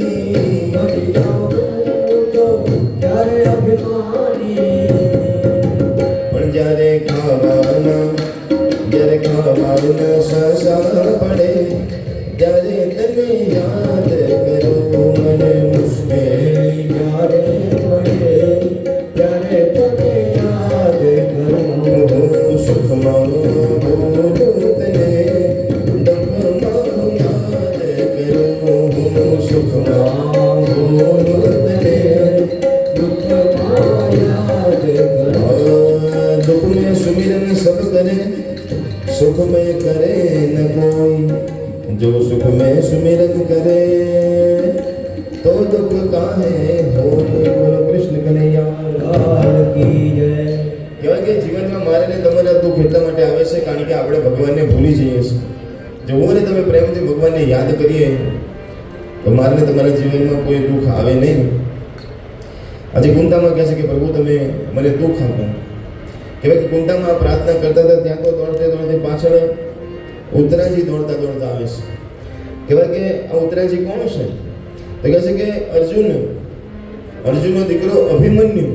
અને એ અભિમન્યુનું તો મહાભારતના યુદ્ધમાં મૃત્યુ થયું છે, પણ એની પત્ની છે ઉત્તરા અને એના ગર્ભની અંદર એક બાળક છે. કહેવાય કે આ અશ્વત્થામાને જેવો છોડ્યો ને તો એને જતો ના રહ્યો. અશ્વત્થામાને થયું કે હજી હું વેર લઉં, 5 બાળકોને તો મારી દીધા છે, હવે પાંડવોના કુળમાં કોઈને રહેવા ન દઉં. ત્યાં સમાચાર મળ્યા કે હજી ઉત્તરાના ઘરમાં એક બાળક છે. માટે અશ્વત્થામા જાય છે અને એમ કહેવાય કે એને મારવા માટે અસ્ત્ર છોડે છે. ગર્ભની અંદર મારવા માટે, શિશુને મારવા માટે અસ્ત્ર છોડે છે. તો ઉત્તરાનું ગર્ભ બળવા લાગ્યું. ઉત્તરા હેરાન થવા લાગી, પરેશાન થવા લાગી, એને અતિશય પીડા થવા લાગી. ને જ્યારે પીડા થઈ એટલે ભગવાન કૃષ્ણની યાદ આવી. એટલે દોડતી આવે છે, હે ગોવિંદ, હે ગોપાલ, હે પ્રભુ ભારો, અમારું પેટ પડે છે, મારું ગર્ભ પડે છે, મારા બાળકની રક્ષા કરો. અને જ્યાં ભગવાનને શબ્દ કાને પડો છો, ભગવાન ઉતરે છે, સુદર્શન ચક્ર નાખે છે. એ સુદર્શન ચક્ર પેટની અંદર જઈ અને એમ કહેવાય કે ચારે બાજુ ફરવા લાગે છે. એ અશ્વત્થામાના અસ્ત્રને કાપીને એમ કહેવાય કે પાછું મોકલે છે અને સુદર્શન ચક્ર ચારે બાજુ ફરવા લાગ્યું. અંદર જે બાળક હતો સુદર્શન ચક્રના સ્વરૂપમાં ભગવાન હતા પોતે. તો ભગવાન અંદર ચારે બાજુ આમ ફરે છે એટલે પેલું બાળક છે જે અંદર જોવે છે કે આ કોણ છે. કહેવાય કે પરીક્ષિત મહારાજ બહુ ભાગ્યશાળી છે કે જેને જન્મ જે થયું નથી પહેલા ભગવાનના દર્શન કરી લીધા. કહેવાય કે આજુબાજુ ફરે છે એટલે પરીક્ષા કરે છે કે આ કોણ છે, પરીક્ષા કરે છે. એટલા માટે એનું નામ પરીક્ષિતજી મહારાજ પડે છે. ભગવાને ગર્ભમાં એની રક્ષા કરી. ઉત્તરાજી બહુ રાજી થઈ ગયા, મારું કામ ભગવાન તમે કર્યું છે. ભગવાન ત્યાંથી સીધા દ્વારકા માટે ગયા નહીં, પણ ભગવાને કીધું કે મારા એક ભક્તની મને યાદ આવી છે. કારણ કે મહાભારતનું યુદ્ધ થયું એમાં ભીષ્મ દાદા પણ બિરાજમાન હતા. અને ભીષ્મ દાદાને એટલા બધા બાણ વાગ્યા હતા, જેટલા રૂવાડા એટલા બાણ વાગ્યા હતા, અને બાણની સૈયા ઉપર સુતેલા હતા. અને ભીષ્મ દાદાના જીવનમાં એક સંકલ્પ કર્યો હતો કે હે ભગવાન, અંત સમયે તમે મારી સામે હોય ને મારું મૃત્યુ થાય એવું મને આપજો. માટે આજે ભીષ્મ દાદા મૃત્યુ પથારીએ છે. ભગવાને કીધું કે મારો ભક્ત જેવી ઈચ્છા કરે ને એની ઈચ્છા હું પૂરી કરું છું. માટે ભગવાન સામે આવીને ઉભા રહ્યા છે. ભીષ્મ દાદાના એક રોમમાંથી રક્તની ધારાઓ વહે છે, પણ જ્યાં ભગવાનનું મુખ કમળ જોયું છે ભીષ્મ દાદા અતિશય પ્રસન્ન થઈ ગયા. હે કાના, હે કૃષ્ણ, તે મારી પ્રતિજ્ઞા રાખવા માટે તું મારી સામે પ્રગટ થયો છે, બહુ આનંદ છે. પણ કહેવાય કે દ્રૌપદીને એટલો બધો ગુસ્સો હતો ભીષ્મ દાદા ઉપર કે જ્યારે મારા ચીર ખેંચાતા હતા ત્યારે આ ભીષ્મ દાદા ત્યાં આગળ બિરાજમાન હતા. બીજું કોઈ ના બોલે તો કંઈ નહીં, પણ દાદાએ તો બોલવું જોતું હતું ને કે રહેવા દે તું શાસન. તો અગડાથી એટલે ભગવાને ઈશારો કર્યો કે દ્રૌપદી પૂછી લે, તારા મનમાં જે હોય આજે છૂટથી પૂછી લે. દ્રૌપદી કીધું દાદા તમે એ વખત બોલ્યા કેમ નહીં? દાદાએ કીધું કે બેટા હું એટલા માટે ન બોલી શક્યો કારણ કે મેં એના ઘરનું અનાજ ખાધું હતું.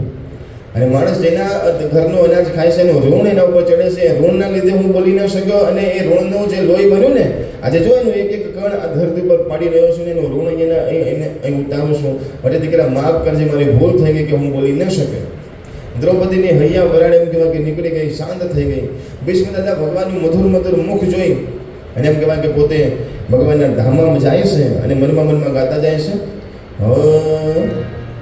હે મારા ઘટમાં વિરાજતા શ્રીનાથજી યમુનાજી મહાપ્રભુજી, મારા ઘટમાં બિરાજતા શ્રીનાથજી યમુનાજી મહાપ્રભુજી, મારા ઘટમાં વિરાજતા શ્રીનાથજી યમુનાજી મહાપ્રભુજી, હે મારા ઘટમાં બિરાજતા શ્રીનાથજી યમુનાજી મહાપ્રભુજી.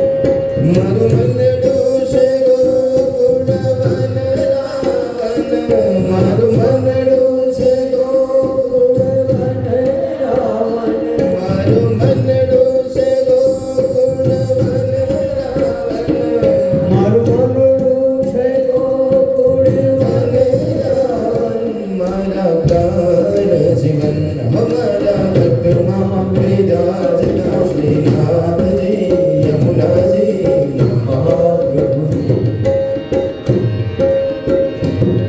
શ્રીનાથજી બોલો, શ્રી યમુનાજી બોલો, શ્રીનાથજી બોલો, શ્રી યમુનાજી બોલો, શ્રીનાથજી બોલો, શ્રી યમુનાજી બોલો, શ્રીનાથજી બોલો, શ્રી યમુનાજી બોલો, શ્રીનાથજી બોલો, શ્રી યમુનાજી બોલો, શ્રીનાથજી બોલો, શ્રી યમુનાજી બોલો.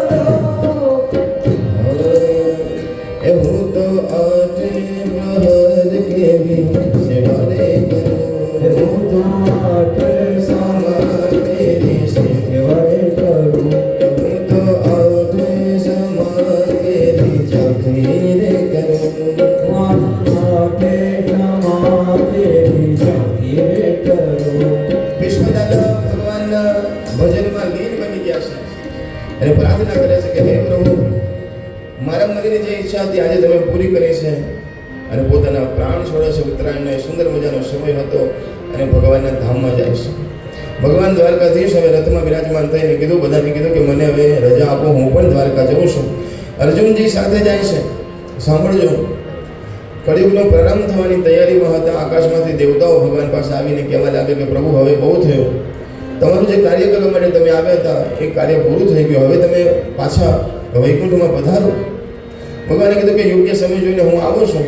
અને ભગવાન પ્રાચીના પીપળા નીચે સૂતેલા હતા. પાર્થીનું બાણ ભગવાનને વાગે છે અને કહેવાય કે એને સ્વીકાર ભગવાન કરે છે. ઉદ્ધવજી મહારાજ ને સુંદર મજાનો સંદેશો આપે છે. ભગવાન પોતાના ધામની અંદર જાય છે.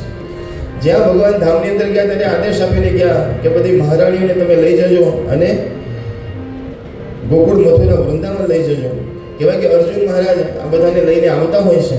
કહેવાય કે કાબાઓ રસ્તામાં આવે છે અને અર્જુનને લૂંટે છે, માર મારે છે.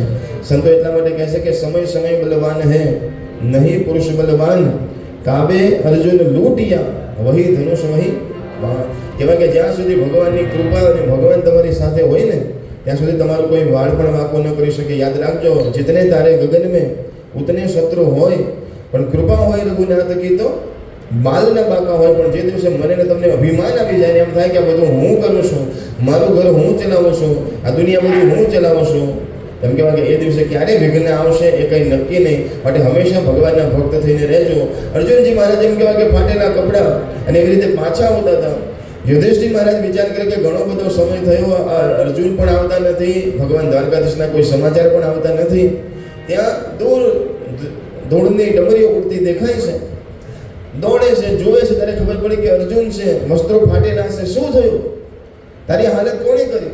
ત્યારે કીધું કે એ હાલત કોણે કરી વાત જવા દો, પણ આપણા જીવનના જે આપણા પ્રાણ હતા એ ભગવાન કૃષ્ણ દ્વારકાધીશ હવે આ ભૂમિ ઉપર નથી, આ ધરતી ઉપર નથી, એ વૈકુંઠમાં જતા રહેશે. આ શબ્દ જ્યારે સાંભળે છે પાંચે પાંચ પાંડવો એટલા બધા ઉદાસ થઈ જાય છે, રડવા લાગે છે ને કહેવા લાગે કે જો ભગવાન આ ધરા ઉપર ન હોય તો હવે અમારે પણ રહેવું નથી. પાંચ પાંડવો અને દ્રૌપદી આ છ લોકો એમ કહેવાય કે હિમાલય ગાળવા માટે જાય છે અને ભગવાનના ચરણની અંદર સમર્પિત થાય છે. જતાં જતાં પોતાનો દીકરો જે પરીક્ષિતજી મહારાજ છે એને એમ કહેવાય કે રાજા બનાવે છે અને કીધું કે હવે તમે બધું સંભાળજો. દીકરાને આશીર્વાદ આપે છે. આ દીકરો અતિશય ગુણવાન છે, પાંડવો ત્યાંથી જાય છે. પરીક્ષિતજી મહારાજનું રાજ આવે છે. કહેવાય કે પરીક્ષિત મહારાજનું રાજ કેવું હતું? તો ભાગવત કથાની અંદર લખ્યું છે કે જેમ રામ રાજનું મહત્વ હતું ને એવું જ મહત્વ પરીક્ષિતજી મહારાજનું રાજનું પણ હતું. એમણે પણ રામજીએ જેવું રાજ કર્યું ને એવું જ રાજ પરીક્ષિત મહારાજે કર્યું હતું. કોઈને દુઃખ નહીં, કોઈને પીડા નહીં, ઘર ઘરમાં આનંદ. રોજ એમ કહેવાય કે સાંજે વેશ બદલીને નીકળે કે ગામમાં અમારા રાજની અંદર, દુનિયાની અંદર કોઈને દુઃખી તો નથી ને, અને એની એક એકની ધ્યાન રાખતા હતા. માટે પરીક્ષિતજી મહારાજને ગુણવાન રાજા કહેવામાં આવે છે. એક દિવસ પરીક્ષિત મહારાજ આવી જ રીતે ભ્રમણ કરવા માટે નીકળ્યા. એક દ્રશ્ય પરીક્ષિતજી મહારાજની આંખ સામે પ્રગટ થયું. કહેવાય કે પરીક્ષિતજી મહારાજ ત્યાંથી જતા હતા, રસ્તામાં એક બિહામણો પુરુષ દેખાય છે. કહેવાય કે આ બિહામણો પુરુષની હાથમાં ચાબુક છે, અને ત્યાં આગળ એક બળદ છે, નંદી છે, એ નંદીને મારે છે. બાજુમાં ગાય ઊભી છે, એ ગાયને મારે છે. અને કીધું કે તું આને મારે છે શું કામ? જે બળદ દેખાય છે એ બળદ એક ચરણ ઉપર ઊભો છે. 4 ચરણ હોય ને, એમાં એક ચરણ ઊભો છે, એક ચરણ ઉપર ઊભો છે બળદ. અને ગાય માતા આંખોમાંથી અશ્રુની ધારા કરે છે અને રડે છે. પાસે જઈને પૂછે છે કે શું કામ મારે છે, આ કોણ છે? ત્યારે કહેવાય કે નંદી મહારાજ જે છે એ ધર્મનું પ્રતીક છે. કહેવાય કે સતયુગમાં ધર્મના 4 ચરણ હતા: સત્ય, તપ, પવિત્રતા, દયા અને દાન. કહેવાય કે જેમ જેમ યુગ બદલાતો ગયો એમ એમ એક એક ઓછા થતા ગયા. અત્યારે કળિયુગમાં ફક્ત 2 જ ગુણ છે, એક દયા અને દાન થોડા થોડા દેખાય છે. નથી તપ દેખાતું, નથી સત્ય દેખાતું, નથી પવિત્રતા દેખાતી. સાંભળજો બધા, અત્યારે દયા થોડી દેખાય છે ને થોડું એમ કહેવાય કે દાનનું મહત્વ અત્યારે ચારે બાજુ દેખાય છે. તો એના લીધે એમ કહેવાય કે પૃથ્વી ટકી છે, ધર્મ ટક્યો છે. અને ગાય કોણ છે? તો ગાય છે ધરતી છે. તો તમે એને શું કામ મારો છો? કીધું કે હવે તો કળિયુગ છે, હું કળિયુગ છું, હવે મારું રાજ આવ્યું છે, હવે તો ધરતી પણ હેરાન થશે અને ધર્મ પણ હેરાન થશે. ત્યારે પરીક્ષિત મહારાજે કીધું કે નહીં નહીં નહીં, મારું રાજ ચાલે ત્યાં સુધી તારે કોઈને હેરાન નથી કરવાનું. કીધું કે નહીં નહીં મહારાજ, એવું ન ચાલે, મને રહેવા માટેનું સ્થાન આપો. હું હવે કળિયુગમાં એક એક માણસના મનમાં સમય જઈશ. તો કીધું કે ના, તું એવું ન કર, હું તને સ્થાન આપું છું, એ જગ્યા ઉપર તારે રહેવાનું, જગ્યા સિવાય તારે બીજે નહીં જવાનું. કે ભલે બોલો. તો કે જે જગ્યા ઉપર મદિરા પીવાતી હોય એ જગ્યા ઉપર તારે રહેવાનું. સાંભળો છો ને બધા? જ્યાં મદિરા પીવાતી હોય ને જે મદિરા પીતો હોય એના મગજમાં કળિયુગ બેસે છે. જ્યાં જુગાર રમાતો હોય, જ્યાં રમાતો હોય, જે રમતું હોય એના મગજમાં કળિયુગ બેસે છે. એને સારા વિચાર ન આવે, સારી જગ્યામાં પણ એને ખોટા વિચાર આવે. જે જગ્યા ઉપર વ્યભિચાર થતો હોય એ જગ્યામાં કળિયુગનો વાસ છે. અને ચોથી વાત કીધી કે જે જગ્યા ઉપર માંસ ખવાય છે એ જગ્યા ઉપર કળિયુગનો વાસ છે. આ 4 જગ્યા તને આપી. તો કળિયુગ કહે છે કે જગ્યા 4 તો આપી, પણ 4 એવી જગ્યા આપી છે કે આપણને ગમે નહીં. મારે એના કરતાં કોઈ એક તો સારી જગ્યા આપો. તો પરીક્ષિતજી મહારાજે બોલે કે જ્યાં એક 5મી જગ્યા હું તને આપું છું, સોનામાં પણ તારો વાસ થશે. સાંભળો છો ને બધા? પહેર્યું છે ને બધાએ? સોનામાં પણ કળિયુગનો વાસ છે. પણ કહેવાય કે સોનાના 2 પ્રકાર છે. એક એમ કહેવાય કે મહેનત કરીને કમાયેલું સદ સંપત્તિ, આપણે કમાયેલી હોય, આપણે ખરીદેલું હોય, અને એવું સોનું હોય એમાં કળિયુગનો વાસ ન હોય. પણ બીજાનું લઈ લીધેલું હોય, બીજાનું પડાઈ લીધેલું હોય, બીજાને હેરાન પરેશાન કરીને લીધેલું હોય, જેને અલક્ષ્મી કહેવાય છે, એવું જે સોનું તમારા ઘરમાં હોય ને એમાં કળિયુગનો વાસ હોય છે. જ્યાં સુધી રહે ને ત્યાં સુધી ઘરમાં શાંતિ ન થવા દે. સાંભળજો, જેને જેને પોતાના ઘરની અંદર રાખ્યું ને એના જીવનમાં તકલીફ ચાલુ રહેશે. માટે આવું કોઈ પણ ક્યાંયથી આવી ગયું હોય તેમ કહેવાય કે એને દૂર કરજો. હંમેશા પોતાની મહેનતનું જે હોય ને એમાં બહુ મજા છે. આજે આ 5 જગ્યા આપી છે.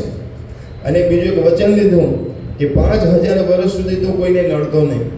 5000 વર્ષ પછી તારે જે કરવું હોય ધીરે ધીરે શરૂઆત થશે. તો કહેવાય કે એ 5000 વર્ષ હમણાં જ પૂરા થયા હશે ને 5500 વર્ષ ચાલે છે. એટલે હજી કળિયુગને ધીરે ધીરે એન્ટ્રી થાય છે. સાંભળો છો ને? હજી તો ધીરે કળિયુગની અંદર તો નાનું બાળક છે તે તો શરૂઆત થાય છે. 4 લાખ વર્ષ કરતાં મોટું એનું આયુષ્ય છે આ કળિયુગનું. અને હજી તો એની હજી શરૂઆત છે ને ચારે બાજુ આપણને વાતાવરણ ભીષણ લાગે છે. અને કળિયુગ હજી જેમ જેમ આપણે વર્ષો વીતશે એમ એટલું બધું એમ કહેવાય કે સમાજમાં એવું થશે કે જે તમે વિચાર્યું પણ નહીં હોય. પણ સંતો કહે છે કે આપણા ઘરમાં જો એવું ન થાય એવી ઈચ્છા હોય ને તો હંમેશા ભગવાનનું નામ રાખજો, ભગવાનની પૂજા સેવા ઘરમાં રાખજો, તો તમે બચી શકશો. એ તો કળિયુગ મારીને તમારા ઉપર હુમલો કરશે. તો બચવું હોય તો ગળામાં માળા હોવી જોઈએ, મુખમાં નામ હોવું જોઈએ, ઘરમાં ભગવાનની સેવા પૂજા થતી હશે ને તો તમે અને તમારા બાળકો એનાથી બચી શકશો. આ પરીક્ષિતજી મહારાજ એમ કહેવાય કે ગાયને ત્યાંથી છોડાવીને બેલને ત્યાંથી લઈને પછી આવે છે. થોડા દિવસો વીત્યા પછી એક દિવસ પરીક્ષિતજી મહારાજ પોતાના રાજકાજ જે ખજાનો હતો ને એમાં જોવા માટે જાય છે, સાંભળજો. અને એમાં એક મોટો સોનાનો મુગટ પડ્યો હતો અને જરાસંધ રાજાનો આ મુગટ હતો. કહેવાય કે રાજા પણ એમ કહેવાય કે અનીતિવાળો હતો અને એવો મુગટ ત્યાં પડ્યો હતો ને જ્યાં એ મુગટ પોતાના મસ્તકમાં પહેર્યો એટલે વિચાર બદલાયો. વિચાર બદલાયા એટલે અત્યાર સુધી જે વિચાર નહોતા આવતા એવા વિચાર આવ્યા અને પહેલો જ વિચાર આવ્યો કે લાવ આજે શિકાર કરવા છે. કોઈ દિવસ પરીક્ષિત મહારાજ એમ કહેવાય કે શિકાર કરવા નથી ગયા, આજે શિકાર કરવા ગયા છે. પોતાની ટીમ લઈને, પોતાના માણસોને લઈને જાય છે. શિકાર કરતા કરતા દૂર એમ કહેવાય કે નીકળી જાય છે. સૈનિકો બીજા આગળ પાછળ થઈ જાય છે. હવે પોતે એકલા રહ્યા છે, તરસ લાગી છે, ભૂખ લાગી છે. તેમને ખબર હતી કે બાજુમાં એક આશ્રમ છે, આશ્રમમાં મહારાજ છે, મહારાજ મને ઓળખે છે, માટે હું જાઉં તો મારું સ્વાગત કરશે, મારું સન્માન કરશે, માટે હું મહારાજની પાસે જઉં. જેવા એમ કહેવાય કે મહારાજના આશ્રમની અંદર પ્રવેશ કરે છે તો કહેવાય કે મહારાજ ધ્યાન સમાધિમાં બેઠા. મહારાજ ધ્યાન સમાધિની અંદર બેઠા હતા. પરીક્ષિતે કીધું કે હું આવ્યો છતાં પણ મહારાજ મને બોલતા કેમ નથી, મારું સ્વાગત કેમ નથી કરતા?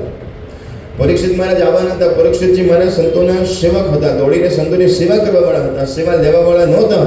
પણ કળિયુગ માથા ઉપર ઘૂસી ગયો ને એટલે સેવા સંતોની પાસે કરાવવાની ઈચ્છા થઈ. પણ મારે તો ધ્યાનમાં તેને ખબર નહોતી, પણ એમાં એક મરેલો સર્પ જોયો તો પરીક્ષિત મહારાજને થયું કે લાવ આ મહારાજ સાચું ધ્યાન કરે છે કે ખોટું ધ્યાન કરે છે, જરા જોવું તો ખરો. એટલા માટે ત્યાંથી સર્પ ઉપાડે છે અને સર્પ ઉપાડીને એમ કહેવાય કે પરીક્ષિતજી મહારાજના ગળામાં નાખે છે. અને જેવો મહારાજના ગળાની અંદર એમ કહેવાય કે સર્પ નાખ્યો છે, મહારાજને કોઈ અસર થઈ નહીં. મહારાજનું મુખમાં કોઈ પણ એમ કહેવાય કે ફેરફાર થયો નહીં, એ તો એમને બેઠેલા જ છે. પરીક્ષિતે કીધું કે આંખો ખોલશે ને કંઈ વાંધો નહીં, ચલો આપણે પાછા જઈએ. તો પાછા ઘોડા ઉપર બેસીને પોતાના મહેલમાં પાછો આવે છે. આ બાજુ એમ કહેવાય કે મહારાજના પુત્ર છે, મહારાજના શિષ્ય છે, શૃંગી ઋષિ એમ કહેવાય કે ત્યાં ગાડી આવે છે અને એને પોતાના પિતાના ગળાની અંદર મરેલો સર્પ જોયો છે. અતિશય ક્રોધ આવ્યો છે, સાપને લઈને એક બાજુ નાખી દેશે અને ક્રોધમાં કહે છે કે આવું કૃત્ય કોને કર્યું? અને એટલા બધા ક્રોધમાં આવી જાય છે અને કહે છે કે જેણે આ કૃત્ય કર્યું હશે 7 દિવસની આજથી 7મા દિવસે એનું મૃત્યુ થશે અને તક્ષક નાગ એને કરડશે, એવો હું શ્રાપ આપું છું. એવો શ્રાપ એમ કહેવાય કે મહારાજ આપે છે. કહેવાય કે ત્યાં તો સ્વામી ઋષિ જે ધ્યાનમાં બેઠા હતા એ જાગી જાય છે. બેટા શેનો અવાજ છે, શું થયું? પિતાજી તમારા ગળાની અંદર મરેલો સર્પ નાખ્યો હતો અને એટલા માટે મેં એ જેને નાખ્યો છે એને શ્રાપ આપ્યો છે કે 7મા દિવસે એનું મૃત્યુ થશે. એને પણ કોણ હતું જાણવું હતું તો ખરું. એટલે જાણવાની શું જરૂર છે? એને અપરાધ કેટલો મોટો કર્યો છે? સમીક ઋષિ આંખો બંધ કરે છે અને જોવે છે તો ઓહો, ક્યાં તો પરીક્ષિત મહારાજજી હતા. અરે બેટા તે ભૂલ કરી, અરે સંતોનું અપમાન કરે એને સજા મળવી જોઈએ. બેટા આ સંતોનું અપમાન કરે એવા રાજા નથી, આ તો બહુ ધર્માત્મા છે, પણ કે એને ભૂલ કરી છે એટલે સજા આપી છે. તો બેટા તું એક કામ કર, તું જા અને મહારાજને જઈને કહેતો ખરો કે તમારી પાસે હવે 7 જ દિવસ છે. કહેવાય કે બીજી બાજુ પરીક્ષિતજી મહારાજ પોતાના મહેલમાં પાછા આવે છે અને એમ કહેવાય કે પોતાના મનમાં સારું નહોતું લાગતું આજે કે આજે મારાથી એવું કયું કર્મ થયું, એવું શું થયું, મને ગમતું નથી. અને પરીક્ષિતજી મહારાજ જ્યાં પોતાનું મુગટ કાઢીને એક બાજુ મૂકે છે ત્યાં તો એમ કહેવાય અશ્રુની ધારા થવા લાગે અને કહેવા લાગે કે મારે જીવવાનો કોઈ અધિકાર નથી, મારે મરી જવું છે, મારે જીવવું નથી. કારણ મારાથી એક બહુ મોટી ભૂલ થઈ છે અને ભૂલ એ થઈ છે કે સંતનું અપમાન કર્યું છે. અને એમ કહેવાય કે ભગવાનનું અપમાન કરો તો ચાલે, પણ ભગવાનના સંતનું અપમાન થાય એમ કહેવાય કે ચાલે નહીં. એટલા બધા ક્રોધાયમાન પોતાના જાત ઉપર થયા છે. મારે મરી જવું છે, મારે જીવવું નથી, મૃત્યુના શરણમાં જવું છે. તરત જ સભા બોલાવે છે કે બધા ભેગા થાઓ, હવે હું આ રાજ કરવાને લાયક નથી. પોતાના દીકરા જન્મે જઈને બોલાવીને કહે છે બેટા હવે તું સંભાળ, આ ગાદી પર બેસવાને હું લાયક નથી. આટલો બધો પસ્તાવો થાય છે અને પોતે સિંહાસન ઉપર બેસીને કહેવા માટે જતા હતા. ત્યાં તો એમ કહેવાય કે મહારાજ આવે છે જેને શ્રાપ આપ્યો છે. કહે છે કે અરે પધારો, સંતના દર્શન થયા, આપણે અતિશય પુણ્યશાળી છે કે મહારાજના દર્શન થયા, પધારો પધારો. કે તમારું કોઈ આમંત્રણ, તમારું નિમંત્રણ, તમારું સન્માન લેવા માટે નથી આવ્યો, પણ એક વાત તમને કહેવામાં આવે છે કે આજે તમે બહુ મોટી ભૂલ કરી છે રાજા, અને મેં તમને શ્રાપ આપ્યો છે કે તમારી પાસે હવે જિંદગીના 7 જ દિવસ બાકી છે. આજથી 7મા દિવસે તમારું મૃત્યુ થશે અને તક્ષક નાગ તમને કરડશે, એવો મારો શ્રાપ છે. પરીક્ષિતજી મહારાજા કાનમાં જ્યાં સાંભળ્યું કહેવાય કે આખી સભા સ્તબ્ધ થઈ ગઈ, ડરી ગઈ, પણ પરીક્ષિતજી મહારાજ રાજી થઈ ગયા અને એમ કહેવાય કે એના મુખ ઉપર આનંદ છવાઈ ગયો, નાચવા લાગ્યા, કૂદવા લાગ્યા. ત્યારે કોકે કીધું મહારાજ શ્રાપ મળ્યો છે. ત્યારે કીધું કે આ શ્રાપ નથી, આ તો આશીર્વાદ છે. કેવી રીતે આશીર્વાદ? તો કે મારે મેં અપરાધ એવો મોટો કર્યો છે કે મારે તો આજે જ મરી જવું જોઈએ, અત્યારે જ મરી જવું જોઈએ. પણ સંતો કેટલા કૃપાળુ હોય છે, દયાળુ હોય છે કે મને 7 દિવસનો સમય તો આપ્યો ને. માટે આ સંતોના પાસે મને દર્શન થયા. માટે અતિશય રાજી થાય છે પરીક્ષિતજી મહારાજ. રાજકાજનું તમામ કામ પોતાના દીકરા જન્મેજયને સોંપે છે અને પોતે એમ કહેવાય કે એ જગ્યા છોડી ગંગાજીના સુંદર મજાના કિનારા ઉપર જઈને બિરાજમાન થયા છે. શુક્રતાલની આ સુંદર મજાની જગ્યામાં જઈને બિરાજમાન થયા છે. એટલા બધા ઋષિમુનિઓ ત્યાં આગળ બેઠા છે. એ બધાને જઈને કહે છે કે હે મહારાજો, કારણ કે પરીક્ષિતજી મહારાજ જેટલા સંતોને માનતા હતા ને, સંતો પણ એમને એટલા જ માનતા હતા. કારણ કે પરીક્ષિતજી મહારાજનો એક ગુણ હતો. પરીક્ષિતજી મહારાજ એમ કહેવાય કે જ્યારે પોતાના નગરમાં નીકળે ને અને ત્યારે છુપાઈને બધું જોવે, સાંભળે, તો કોઈ જગ્યા ઉપર નાની મોટી કથા થતી હોય અને પરીક્ષિતજી મહારાજના પિતા અને પરીક્ષિતજી મહારાજના દાદા ભગવાન કૃષ્ણ, અર્જુન, આ બધો પરિવાર છે ને, એટલે બધા બ્રાહ્મણો છે, સાધુ સંતો છે, એ બધા ભગવાન કૃષ્ણની કથા કહેતા હોય કે આપણે કેવી ભૂમિ ઉપર રહીએ છીએ કે અહીંયા અર્જુનનું રાજ હતું, અહીંયા પાંડવોનું રાજ હતું, ભગવાનની લીલા ગાય છે, ભગવાનના ચરિત્ર ગાય છે. તો પરીક્ષિતજી મહારાજ નીકળે શાંતિથી, આ બધું જોવે, જે કથા કરતા હોય, જે સાંભળતા હોય, જે એને સહયોગ કરતા હોય, બધાના નામ લખે અને પછી જે એનું બોલાવે કે મહારાજ તમે આવો, તમે ભગવાનની કથા ગાઓ છો અને મારા પૂર્વજો છે એની કથા તમે ગાઓ છો, લોકો સુધી આ શુભ ચરિત્ર પહોંચાડો છો. માટે તમારે જિંદગીમાં કોઈ દિવસ પૈસાની ચિંતા નહીં કરવાની, ધનની ચિંતા નહીં કરવાની, ભોજનની ચિંતા નહીં કરવાની. આજથી તમારા પરિવારની તમામ જવાબદારી મારી છે. તમારા સહયોગમાં જે લોકો છે એની જવાબદારી મારી છે. તમે મન મૂકીને ભગવાનના ગુણ ગાઓ. કારણ કે આ દુનિયામાં સૌથી મહત્વનું છે આપણી જે સંસ્કૃતિ છે ને, આપણો સનાતન ધર્મ છે ને, એની વાતો દુનિયા સુધી, આપણા સનાતન ધર્મના બાળકો સુધી પહોંચવી જોઈએ. અંગ્રેજો આવીને એને જોયું કે આ સનાતન ધર્મનું મૂળિયા એટલા બધા મજબૂત છે કે આ કોઈ દિવસ એમ કહેવાય કે આ લોકો હારેવા નથી. એટલા માટે એ લોકોએ પહેલું આપણું જે શિક્ષણ ચાલતું હતું, જે ગુરુકુળો ચાલતી હતી, એને બંધ કરાવી દીધી. અને એવા એમ કહેવાય કે કાયદા લાવે કે કોઈ જગ્યા ઉપર એમ કહેવાય કે આપણા ધર્મનું શિક્ષણ ના આપી શકો. કહેવાય કે શિક્ષણ ભૂલશે, સંસ્કૃતિ ભૂલશે તો આપોઆપ એમ કહેવાય કે એમાં આવી જશે. અને આજે એનો 50% એમ કહેવાય કે આપણને પ્રભાવ દેખાય છે કે આપણા છોકરાઓને એમ કહેવાય કે બીજું બધું કરવાનું મન થાય, પણ આપણા ધર્મની વાત આવે તો એને મન ગમે નહીં. જન્મદિવસ મનાવતા હોય તો કેક કાપવાનું મન થાય, પણ ભગવાનને એમ કહેવાય કે પોતાનો જન્મદિવસ હોય તો ભગવાનના દર્શન કરવાની એની ઈચ્છા ન થાય.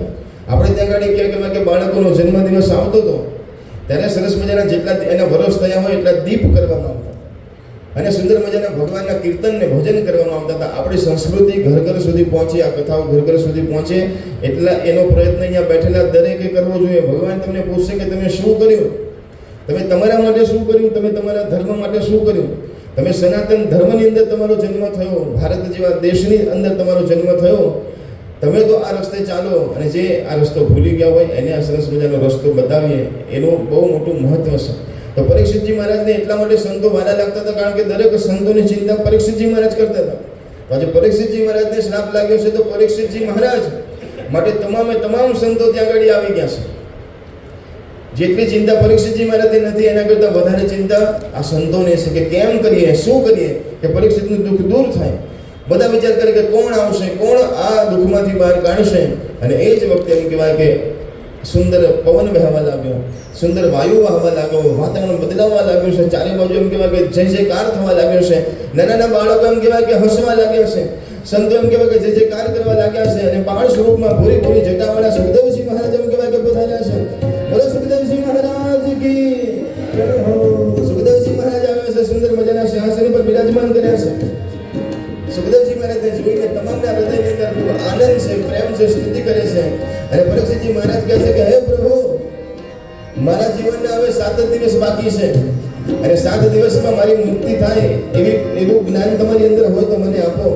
ત્યારે સુખદેવજી મહારાજ કહે છે કે બેટા 7 દિવસ તો બહુ થઈ ગયા, 7 ઘડી પણ જો તારી પાસે હોય ને તો પણ તને મુક્ત કરાવી દઉં એવું મારા સનાતન ધર્મનું જ્ઞાન છે. બેટા ચિંતા ન કર, તારી મુક્તિ થઈ ગઈ સમજ. હું કહું એમ તું કર્યા કર, તારા મનને પવિત્ર કર, ગંગાજીમાં સ્નાન કર, સુંદર મજાના વસ્ત્ર ધારણ કર, ગળામાં માળા ધારણ કર, મુખમાં ભગવાનનું નામ લે, તારું કલ્યાણ થશે. કહેવાય કે પરીક્ષિતજી મહારાજને મંત્ર આપ્યો છે, દીક્ષા આપે છે. અને પરીક્ષિતજી મહારાજ સુંદર મજાના ગુરુ મહારાજનું સ્વાગત કરે છે. આપણી કથામાં પણ સુખદેવજી મહારાજને આપણે યાદ કરવાના છે અને એવા ગુરુની કૃપા આપણા બધા ઉપર થાય માટે પરીક્ષિતજી મહારાજ શું ગાય છે અને આપણા સંતો શું ગાય છે જ્યારે આવું બધા પેમેન્ટ માટે પ્રેમ થઈને ભાવ છે વારી જાવું રે બલિહારી જાવું રે વારી જાવું રે બલિહારી જાઉં રે વારી જાવું રે બલિહારી જાવું રે વારી જાવું રે બલિહારી જાઉં રે મારા સદગુરુ આંગણ આયા ને વારી જાવું રે મારા સદગુરુ આંગણ આયા રે વારી જાઉં રે વારી જાવું રે બલિહારી જાવું રે વારી જાવું રે બલિ જાઉં રે મારા સદગુરુ આંગણ આયા ને વારી જાવું રે મારા સદગુરુ આંગણ આયા રે વારી જાઉં રે તાળી પાડજો બધા અને ચા પીધો ઉભા થજો પાછું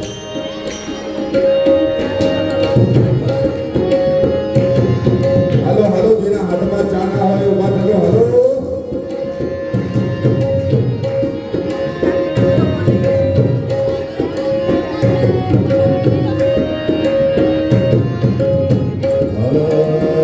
તંબોરો વાગે કોઈ જ્ઞાન પુરુષ જાગે હે તંબોરો વાગે અરે હો તંબોરો વાગે તંબુરો વાગે કોઈ જ્ઞાની પુરુષ જાગે હે તંબુરો વાગે કોઈ જ્ઞાની પુરુષ જાગે તંબોરો વાગે હો તંબોરો વાગે જ્ઞાની પુરુષ જાગે અરે હે તંબોરો વાગે વાગે હે તંબુરો વાગે કોઈ જ્ઞાની પુરુષ જાગે હે તંબોરો વાગે અરે હો તંબોરો વાગે વાગે વારી જાવું રે બલિહારી જાવું રે વારી જાવું રે બલિહારી જાઉં રે મારા સદગુરુ આંગણ આયા મેં વારી જાવું રે મારા સદગુરુ આંગણ આયા મેં વારી જાઉં રે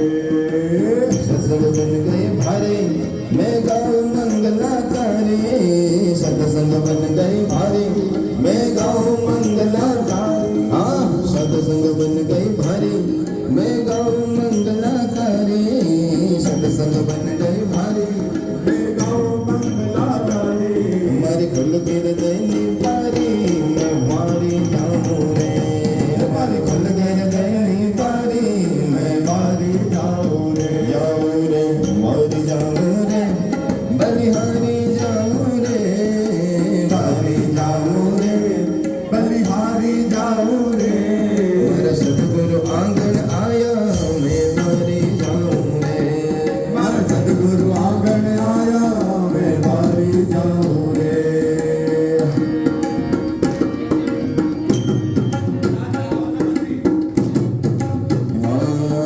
सखिया जिल मिल आओ ये सुंदर दिल दिल गाओ सखिया जिल मिल आओ ये सुंदर दिल दिल गाओ सखिया जिल मिल आओ सुंदर दिल दिल गाओ सखिया जिल मिल आओ અરે સુંદર તિલક લગાવો गुरु जी ने बधाओ मैं मारे जाऊं रे હે મારા ગુરુજીને બતાવો મેં વારી જાઉં રે मारी जाऊं रे હાલો ભાઈઓ હાલો मारी जाऊं रे વારી જાઉં રે બલિહારી જાઉં રે मारे सतगुरु आंगन आया मैं मारी जाऊं रे મારા સદગુરુ આંગણ આયા મેં વારી જાઉં રે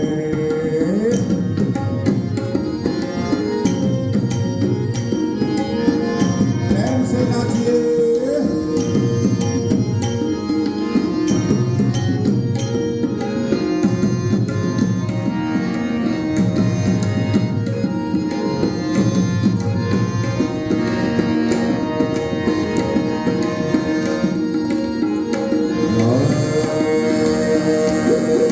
सतगुरु दर्शन दीना मेरा भाग्य उदय कर लीना सतगुरु दर्शन दीना मेरा भाग्य उदय कर दीना सतगुरु दर्शन दीना मेरा भाग्य उदय कर लीना सतगुरु दर्शन दीना मेरा भाग्य उदय कर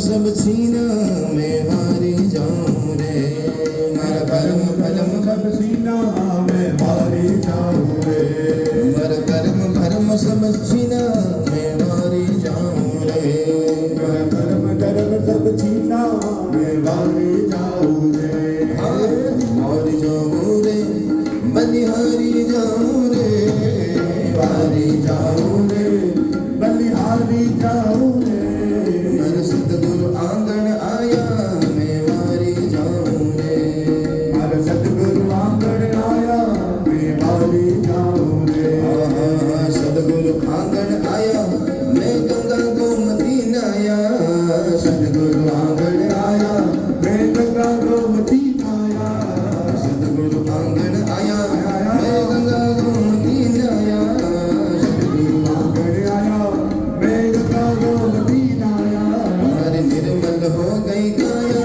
मैं हारी जाऊं रे हमारी निर्मल हो गई काया मैं मारी जाऊं रे जाऊं रे गौरी जाऊं रे बलिहारी जाऊं रे मारी जाऊं रे बलिहारी जाऊं रे गौरी जाऊं रे बलिहारी जाऊं रे मारी जाऊं रे बलिहारी जाऊं रे मेरा सतगुरु आंगन आया मैं हारी जाऊं रे मारा सतगुरु आंगन आया मैं मारी जाऊं रे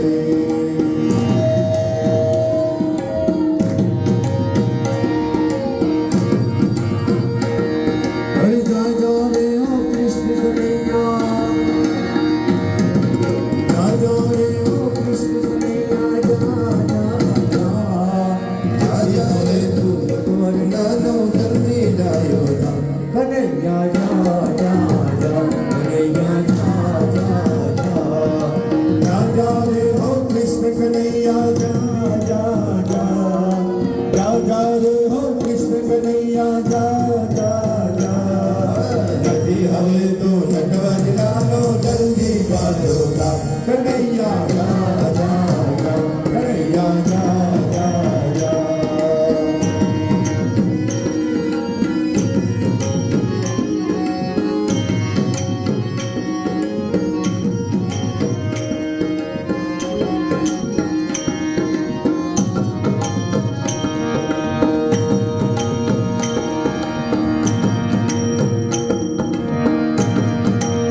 હવે કનૈયા મારો રાધા દેવી સાથે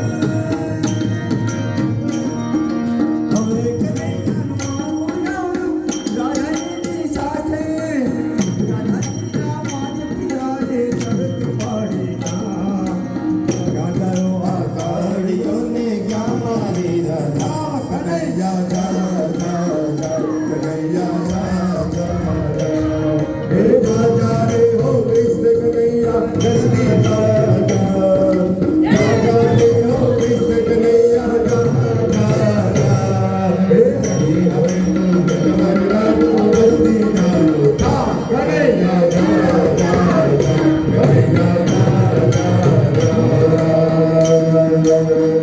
हे राम आएंगे तो जलना जलोगे हे राम आएंगे तो जलना जलाओगे हम मीठे मीठे गीत गा के मैं सुनाऊंगे हे मीठे मीठे प्रेम गाने सुनाऊंगे मेरे जन्मों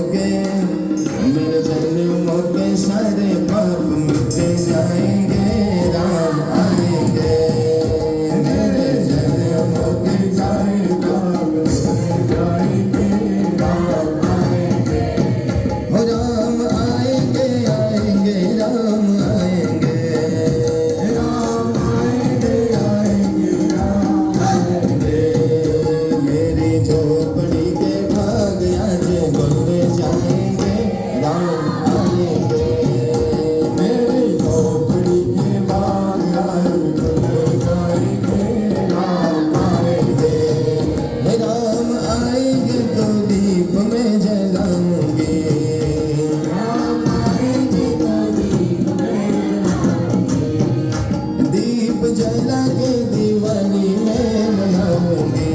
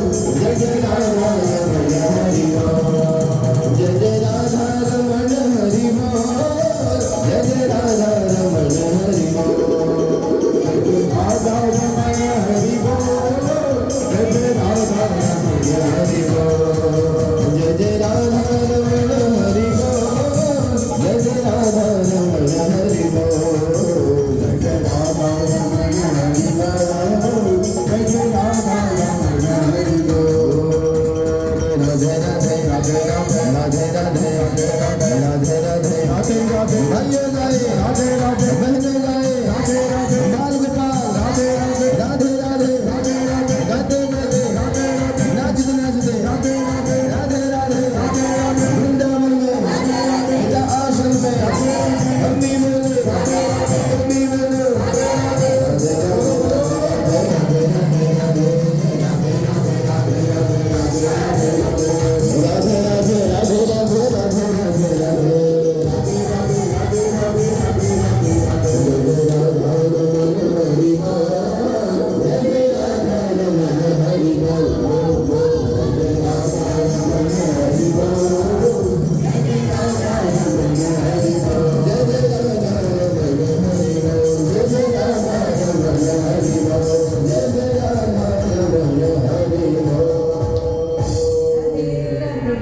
बोलो कृष्ण कन्हैया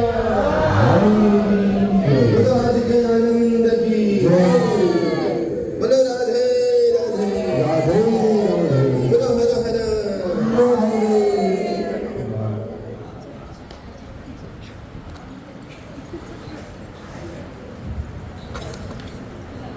સુંદર મજાની ભાગવત કથાના